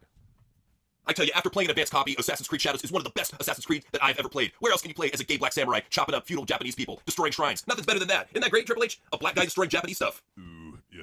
I mean, you know, there's a lot of cool things in that game. You get to chop things up, and you get to be a samurai, and you get to be a black guy. Yeah. That's the one bad thing about the game, but I'm pretty sure it's a cool game, you know? I'm pretty sure this we're not gonna get any, we're probably gonna get bad calls from sponsors, oh fuck. But, you know, I think the fans are gonna love it. I think they're gonna be jerking off to it. I mean, not as much to, any of my bangers, but, yeah, they're gonna love it. They're gonna absolutely love it. I'm getting fired already. I mean, you could play Assassin's Creed Shadows, or you could play WWE 2K25, you know, and create me, Adam Cole, amazing superstar. Either way, you know, you have an amazing game, so. I mean, better than playing as a black samurai, I guess. I don't know, but. 1 week later. All right, Noseman, I'm not sure of the irreparable damage that you've caused, so not only have you dropped our stock by $30, but you've also caused Ubisoft to go bankrupt with your viral promo that leaked, and we have lost millions already, so yeah, you both are no doubt fired, and on top of that, we will be suing you to regain some of the losses, so expect a lawsuit in the mail very soon, you big nose fucking idiot. Be lucky you're not getting jail time. I think I'd rather get jail time. But actually, no, you got a lot of big buff black guys in jail. You got a lot of big buff black guys in my bedroom too, so I don't know. It's like being in purgatory. It's like there's no good outcome. Hey, trust me, Triple H. I got used to it with Britt Baker. You just sit in the chair and you act like it's a white dude. Just pretend it's a white guy. It's amazing. I don't know. I'll try. He ain't none of that word. Nah. So Dark Bully says, Tony Khan looks and acts like a tweaker, sniffing, crackling loose. He's a freaker, going nuts with wrestling bag. He's a geeker. Oh no, he sniffed too much. Here comes the Reaper. Well, let's hope he doesn't. I as much as I can't stand Tony Khan, I want his heart to still work. You know? But that's a funny line, dude. You got some good shit. So JT was saying, Mariah May and I go on a date. I treat her like a princess. It gets amazing. All right, amazing. Cool. Oh yeah, Mariah May, you look so fine. Hey, so like since we're out on this date, like I took you to the last Red Lobster that is even in existence. So like since we're on this date, can you like give me the skinny, give me the down low on what's going on with your contract? Alright, so what's going on with my contract is that, you know, I'm going to be up in about another 5 months, and after that time I'll be able to go to WWE, and Triple H will probably bring me in and shove me down the crowd's throat. But you know what? I'm actually more talented than most of the women on the main roster there anyway, so, you know, it's a win-win. Oh, I'd say so. You're fucking hot. You know, I'm not sure if you know that, but yeah, you are. So I thought you should do that. And I felt that you should be rewarded with a good dinner. That's why I went to Red Lobster. I'm paying top dollar for you. So you're definitely sucking my dick later, right? Oh, absolutely. It gets fine. You can go to the table right now if you want. So, so Alejandro said, we still don't know why Cena sided with The Rock. And I don't need to explain anything. The story writes itself. There it is. I don't know. Stephanie was fucking me with the dildo, and I was like, hey, what do you think of seeing a tornado? And she said, not now, you fucking moron. That's the worst idea I've ever heard. That's how I know it's a good idea. And then she smacked me in the head. With a big dildo. Shut up, you idiot! My head smells like my butt. But that's the thing, though. She was calling me butthead for a month. It fits. But like, we never got an explanation from Damage Control. Nothing. You can't explain that. No. Okay, so GT was saying the Sky Pirates, Kari, and Io, and I go on another WC Pirate treasure adventure. It gets marvelous, matey. Ahoy, mateys! We are going on the beach. Yeah, I was thinking it'd be really great if you girls just showed up on your bikinis and I give you some metal detectors, and we try to find precious metals in the sand. What do you say, ladies? Oh, yeah, cool, be so fun, go be a pirate by the hunting. That would be so fun. Oh, I take my steering wheel and my kaleidoscope and my power hat and we go set a sea. Well, not really. We're just gonna go like dig for like pennies and bottle caps. But fuck, if you want to pretend to do that, go ahead. Oh wow, all right. Well, see, Kari, you have so much fun. You look so sexy doing it. Great job. Oh, thank you so much, sister. Look at Io's butt. That's her butt. Look, we go. We find fire down there. We digging ground, find fire for you. Oh, you gotta go deep. Go real. Bend over real deep. It's the good stuff's at the bottom. Yeah, just like that. Yeah. Oh yeah. Hey, stop looking at her ass. It's my ass, bitch. That's right. Okay, so Paragon said, impression. Tiffany cut a cooking promo, gets 1 billion views. Charlotte cuts a topless pool pit. Oh. Noseman tells her to take it down, or she's fired like Andy. Okay. Like, oh my god, like everyone's here to like watch me cook this cake. I'm gonna like bake cakes for you, and I'm gonna like cook food, so like watch me do it. But I'm gonna do it with a wardrobe malfunction. Wow, see how great those look? Oh yeah, I'm so glad I paid to get those done. Oh yeah. So anyway, let's bake some cakes right now. That's what you call boobas. 1 billion views. Okay, I am at a pool. This is not any pool. It is a pool for awesome queens named Charlotte. Oops, look at that. My top fell off. Oh, what's that? I am bare-chested. Oh my, who expected this to happen live at poolside? 1 week later. Yeah, Charlotte, you should come to my office a little bit. Just take a step here. Go and shut the door behind you. Did you like my video? I Did you masturbate to it? Like 17 times at least. I was wrong. Cool. I mean, yeah, it's hot, but You want a blowjob? it's not a matter of that. It's a matter of get sponsors and advertisers. I will suck your They don't want dick. they don't want us to advertise gay porn, so gonna have to fire you like Mandy. I'm sorry. I can't do it. I will take Get it out down. I promise. I will take it down. I promise. Please, I mean, please. If you take it down, then maybe I can look at keeping you around, keep you on TV for like another 9 months, and then bring you back, and we'll have you win the Rumble, and then repeat the storyline 1 year later, 1 year older, 1 year more injured and fucked up, 1 year of people not caring about you. But we're gonna do it anyways, because fuck the fans. I do what I want. You are the man, Triple H. You are my papa. I love you. I love you too, Charlotte. You're you're definitely not the toy of the month this time. And wait, what's your name again? It's on my shirt. It says Charlotte, you asshole. Simon Curtis says, are we going to put Liv Morgan in the main event against Io Sky and Fatal 4-Way? Triple H. Best we can do is put her in tag division. Maybe this WrestleMania for the 2nd straight year. Dude, that is what's so frustrating about this is Liv Morgan has been carrying Raw on her back for a little bit in the women's division. Yeah. Like, I don't care if they get hate from the comments. Liv has been carrying the division on her back for a little bit, making that shit even interesting with Rhea Ripley and Dominic Mysterio. Yeah, that is, I mean, to do that is impressive. I gotta give her credit, you know, I mean, because there's really nobody else to carry that division, so she's having to do it for them. Right. It's fucked up, and she doesn't get the credit she deserves, man. She definitely deserves more credit. She does. King Richard was saying impression. Meltzer tries to rescue Okada, Omega, and Ospreay from the castle dungeon. Nihawk catches him and subjects him to hours of buff battle and Ultimate Warrior matches. While Vince burps the worm. What the fuck? Burps the worm. Okay. All right. Burps the worm. I'm guessing jack off, if I had to guess. Probably. Oh, yeah, okay. Yeah, okay. Okay. All right. I love the term burps the worm. Burps the worm. That's creative. Okay. I'm telling you, we're gonna we're gonna do a special rescue mission. That's right. We're gonna go in, we're gonna get Okada, we're gonna get Omega, we're gonna get Ospreay. They're locked in the castle dungeon. They've eaten nothing but rotten semen. And they need guards here. here, Dave. Dave, they have guards stationed out with crossbows. They're gonna find us and they're gonna kill us, Dave. You mean that I spent all this time getting in this sexy ninja outfit for nothing? Dave, they're gonna see that a mile away, Dave. It's neon pink and covered in glitter. They're gonna see it, Dave. See, what you don't understand is that if the light reflects off me at a certain angle, then I actually turn invisible. I'm actually wearing that holographic Chinese magic wonder coat material that they use, and I made a ninja outfit on it. They literally, like John Cena, they can't see me. Well, Dave, why don't you go ahead and go first and show me how amazing this outfit is? Nobody sees me. Look at this, I'm just trying to go. Brian, the coast is clear, come on. Okay. That's what you get, you fucking asshole. Oh, Dave. Oh, shit. Oh, fuck. Oh, no, please. Come over here.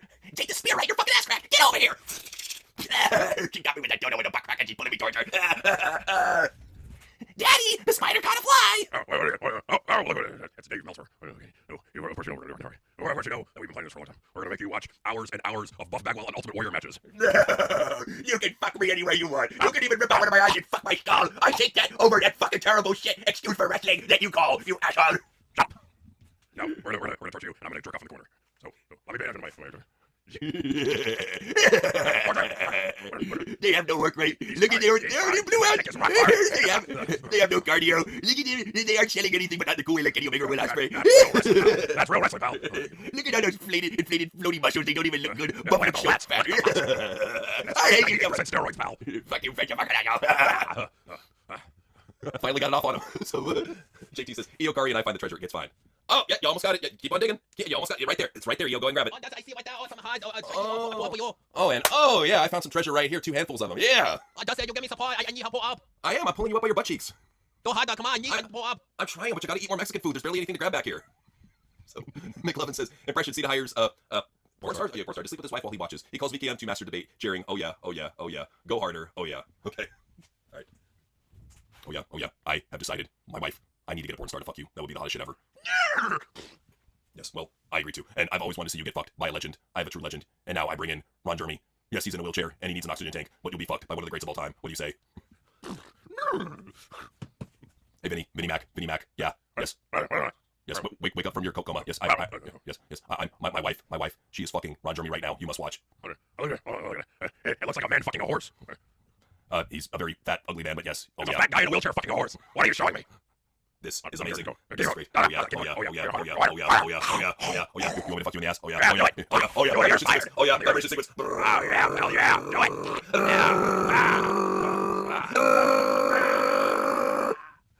How does that feel, baby? I haven't been fucking good since. Oh, shit, I've done. Last time I was fucking good, it was back when? It was back in 2015. You just had that promo against Roman Reigns, and you brought me backstage. You said, oh yeah, pal, I'm gonna give you good. And you showed me who was boss. John Cena, breaking records and breaking anuses. So, Bullsy said, Punk grabs a dumbbell for curls, but his fragile wrist snaps. He screams, he drops it, shattering his ankle. Soon he's a floppy mess yelling at a gym bro as his torso hits a treadmill, launching him into shakes. Okay. Go for it. It's a whopping 25 pounds, oh yeah. Hey, babe, look at this. Yeah. Go, Punk! My ankle! My wrist! Help! Babe, are you okay? Do you need help? I need that fucking gym bro to stop laughing at me. Dude, so fucking, look at this guy, look at this fucking pussy. That's a 25-pound weight. Oh, the 25-pound weight? Yeah, dude, 25-pound weight. Turn the on, it's burning me. Broke his wrist. Look at this piece of shit. Oh, wow. Hey, isn't that guy, wasn't that the guy from UFC? Yeah, that was the guy from UFC. The guy's asking the worst fighter. Joe Rogan said so. I fucking knew it. I gotta put this on Instagram. AJ, don't just stand there. Help me. And kick their ass. I'm too busy putting it on Instagram, Punk. Alondra said, this is the worst WrestleMania build of all time. Oh, it sets records. It is awful. Like, it almost seems like Triple H is on his way out with how horribly it's booked. It's almost like he's just completely given up. Like, I've never seen a WrestleMania build this bad, ever. Awful. Absolutely awful, terrible, no excuse at all. John Cena and Cody Rhodes comes nowhere close to saving it at all. So, McLovin was saying impression, Nia offended RKO, Rock, and Cena wear condoms to cuck out nose man. She raises at all of them saying she is clean as a whistle and they should be grateful. Okay. All right, guys, you ready for the gangbang? I know nose man, my new bitches. Yeah. Yeah, I can't wait. Like, it's about a lot of sexy feet, a lot of sexy toes. Oh man, I can't wait. What about you, Rock and Cena? You guys ready? I can't believe I still gotta fuck this ugly bitch. I thought I had enough power, but you know what? They're still making me do this weird cuck Hollywood shit. How about you, John? I still have to do it, but I'm still not somehow impervious to human sexual transmitted diseases. I should probably work on them. You should probably work on them. Would you like me to dispense you a condom? I already come double wrapped. No way I'm sticking my dick in that diseased pussy unprotected. It's a good point. Yeah, it's a good point. I try to find like a little like Monopoly thimble or like a shot glass one, really trying to impress the chicks. But yeah, you can never be too safe, right? Right? You know what? I got a recommendation for a baby dick fuck like you. I really recommend that you get those little finger condoms that the big killers use. It's perfect. It'll totally fit over your dick, no problem. Hey, Brock, that's a good idea. Yeah, it's a really good idea. I wonder if you get like. I got one on me. Here you go. Oh, thank you. Oh, it fits really good. It's a little loose, but yeah, fuck it, it'll be all right. You assholes! How dare you! Look at this beautiful trim roast beef. I cut this shit earlier in the year. Look at this beautiful porn star pussy. You should be grateful. I am as clean as a whistle.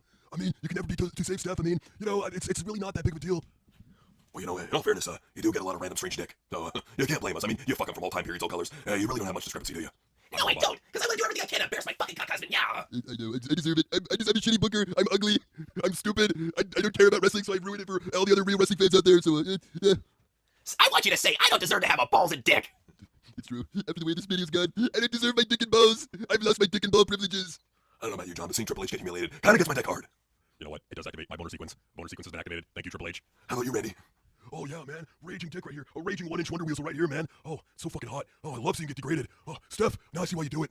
Stop talking about your mediocre cocks and fuck me, damn it, yeah! So, Alejandro said, what does Triple H have against stars from Ruthless Aggression era? They're all bigger than he ever was. Yeah. I'm just joking. I think there's a good majority of them that especially if I don't know, somebody like Carlito were allowed to be more, he could be more. R-Truth could be more. There's people from Ruthless Aggression that are on the modern roster that could be more, but they would threaten his legacy. I won't book him until they call me Papa H. That's what it comes down to, Randy refuses to. That's why he gets booked the way he does. So, Alejandro said Chris Benoit was wrestling's 9/11 moment. Oh, in a lot of ways it was. It really turned away a lot of people, and it was around a time that UFC was really starting to boom too, so that didn't help. It was really just bad timing all around, and really led to millions of people tuning away. It was the precipice. It kicked it off. It didn't help that they had the Punk Pipe Bomb right after that, and Bryan Danielson winning the title. That trio right there is what fucked up wrestling going forward. It really did, because it made them have to be hyper conscious about the sponsors and advertisers. They couldn't be edgy anymore. Because you notice a couple years after that, they had to start toning down the attitude or the Ruthless Aggression era and going into the PG era. I get what they did from a business standpoint, but we're paying for it because of it. Sad. Yeah, it is. So Alejandro was saying, I can't imagine how bad it's going to be next year at WrestleMania. That's it. Triple H is still in charge. Let's hope that they learn the lesson here. You can only hope. Well, and the fact that you're seeing a lot of big name podcasters now calling out Triple H's booking, I've never seen this before. The fact that they're doing this, something may change. It's what's needed. A groundswell like this. Yeah, absolutely. I mean, and like it's for the betterment of wrestling. So these podcasters doing this, yeah, it may suck for them to shit on Triple H. Like they may not want to do that, but at the end of the day, it'll be better for the WWE and wrestling as a whole. So we just want wrestling to be better. We don't want to see it crash and burn down all this. No. We just want wrestling to be good and watchable. And I don't think we're asking for much. No, but Ken, I was saying Tony returns home from vacation in Japan. He's showing his dad pictures of his trip. By accident, his dad sees greasy pictures of Tony and Meltzer. So Tony, I want you to come over here in the family room. Yes. Dad, did you get back from Japan? Oh shit, get back from Japan. Look, cool shit. Look, cool pictures. Dad, come here. Look at the pictures. Look. This is a picture of Fuji. It's a picture of Tokyo. Oh shit. Tony, put it on Bluetooth and put it up on the screen. Show it off to your family. Give me a sec. Okay. Okay, good shit. Oh, sorry. Oh shit. Dad, it's what it looks like. It's what it looks like. The picture. Oh my Picture. God. It's what it looks like. No, it looks like. I regret even saying that. What the fuck? Take it down right now. Take it off a screen share right now. Why are you bent over backward? Why are you butt naked with this man? What is going on? Why are you butt naked wrestling in oil with this man, Tony? What are you doing? We have a wrestling match. Dad said he's gonna wrestle. He's gonna wrestle. Tony, you are a fucking embarrassment. Get out of my house, my life right now. It's okay, Shiggy. We just having some wrestling matches. It's way too custom in Japan. Just oil each other up and fuck each other everybody in Japan. It's a Japanese custom ritual. I'm so glad I won't have to see your annoying ass anymore. Get the fuck out of here, you hideous gay man. I should probably leave, Tony. Dave! Did we start a new company? Start a new company! Start a new company! Fucking hold We call it like JBW, like Japanese butthole wrestling. I love it! I fucking love it! Ah! Such a fun son. I can see The Miz being a great fit as a general manager SmackDown with a Hollywood director character. He could. He's a very underrated actor, good speaker. Definitely would fill that role, no doubt about it. I totally agree with that. Yeah, especially since he's already hateable by the fans, he would be a very good hateable general manager. He would get reactions more so than Adam Pearce or that what's the other fucker, the boring dude from NWA. Nick Aldis. Aldis, yeah, Nick Aldis. So there you go. GT Prime was saying, Io Curry and I show treasure we got gets fine. All right, we've done a little bit digging. Show me what you got, Io. What's your treasure trove? What do you got? Okay, that's it. We found for you. We found pirate map. Elite one more twice. We found coin. After that coin, we found jewelry. We found chest full of jewels and coin. Oh, look at this! Look at this! That's I found Giant Gold Dildo. Oh wow, Giant Gold Dildo. Wow. Why don't you ladies show me what you can do with that? Oh, Kai, I think he wants us to play with what we found. We gotta give it a good watch, but we'll play with it later. Oh yeah, ladies, later on, we're gonna search for some buried treasure in that booty of yours, you know, because damn it, I got some sucking booty I need to sink. So I'll honor it. Should have just been Roman versus Punk or Seth versus Roman. Yeah, they had to squeeze Punk in. I think it was originally supposed to be Seth and Roman, and then they found a way to squeeze Punk in there. He's gotta have his WrestleMania moment, you know. So there you go. Well, I mean, like if you're gonna do that, then like go with the feud we're setting up about a year ago with like Punk and Seth. Go with that. Yeah, I mean, I know they're gonna try to say, oh, there was storyline because of that handicap match that they had that one fucking time. Oh, and Punk recommended who should be in the Shield, you know. So there's story there, but please, come on. Like they were already building something already before, but it makes zero fucking sense to do it the way they're doing it. But you know, Triple H is booking. This is what you can expect. Absolute shit. So with that being said, it is time to go out with a bullseye like we usually do. So here you go, folks. Fat marks, they smell so bad. Smell so bad. Smell so bad. Why do you all smell? From Mars, I can still get the scent from Earth, cause you smell. Fat marks, you smelly dumb losers. Probably cut BBs off with a pair of scissors. Fat marks, you smelly dumb losers. Probably cut BBs off with a pair of scissors. Fat dudes never even showered. They certainly don't smell like flowers. Bad body odor is their power. They all love to smell like rotten chowder. And C and JC, give them both an hour. They will roast them clean. Then they will cry, saying, you guys are mean. Fat marks, you smelly dumb losers. Probably cut BBs off with a pair of scissors. Fat marks, you smelly dumb losers. Probably cut BBs off with a pair of scissors. Fat marks, you smelly dumb losers. Probably cut BBs off with a pair of scissors. Fat marks, you smelly dumb losers. Probably cut BBs off with a pair of scissors.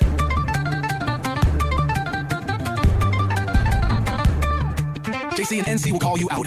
Smelling like shit, they have no doubt. No, they aren't doing it for clout. They just hate the smell of fat asses. You are bubbly, but you're all made of glass. It's not their fault. You are 5 seconds away from cardiac arrest. Don't be mad. You are all fat, my lads. Fat marks, you smelly dumb losers. Probably cut BBs off with a pair of scissors. Fat marks, you smelly dumb losers. Probably cut BBs off with a pair of scissors. Fat marks, you smelly dumb losers. Probably cut BBs off with a pair of scissors. Fat marks, you smelly dumb losers. Probably cut BBs off with a pair of scissors.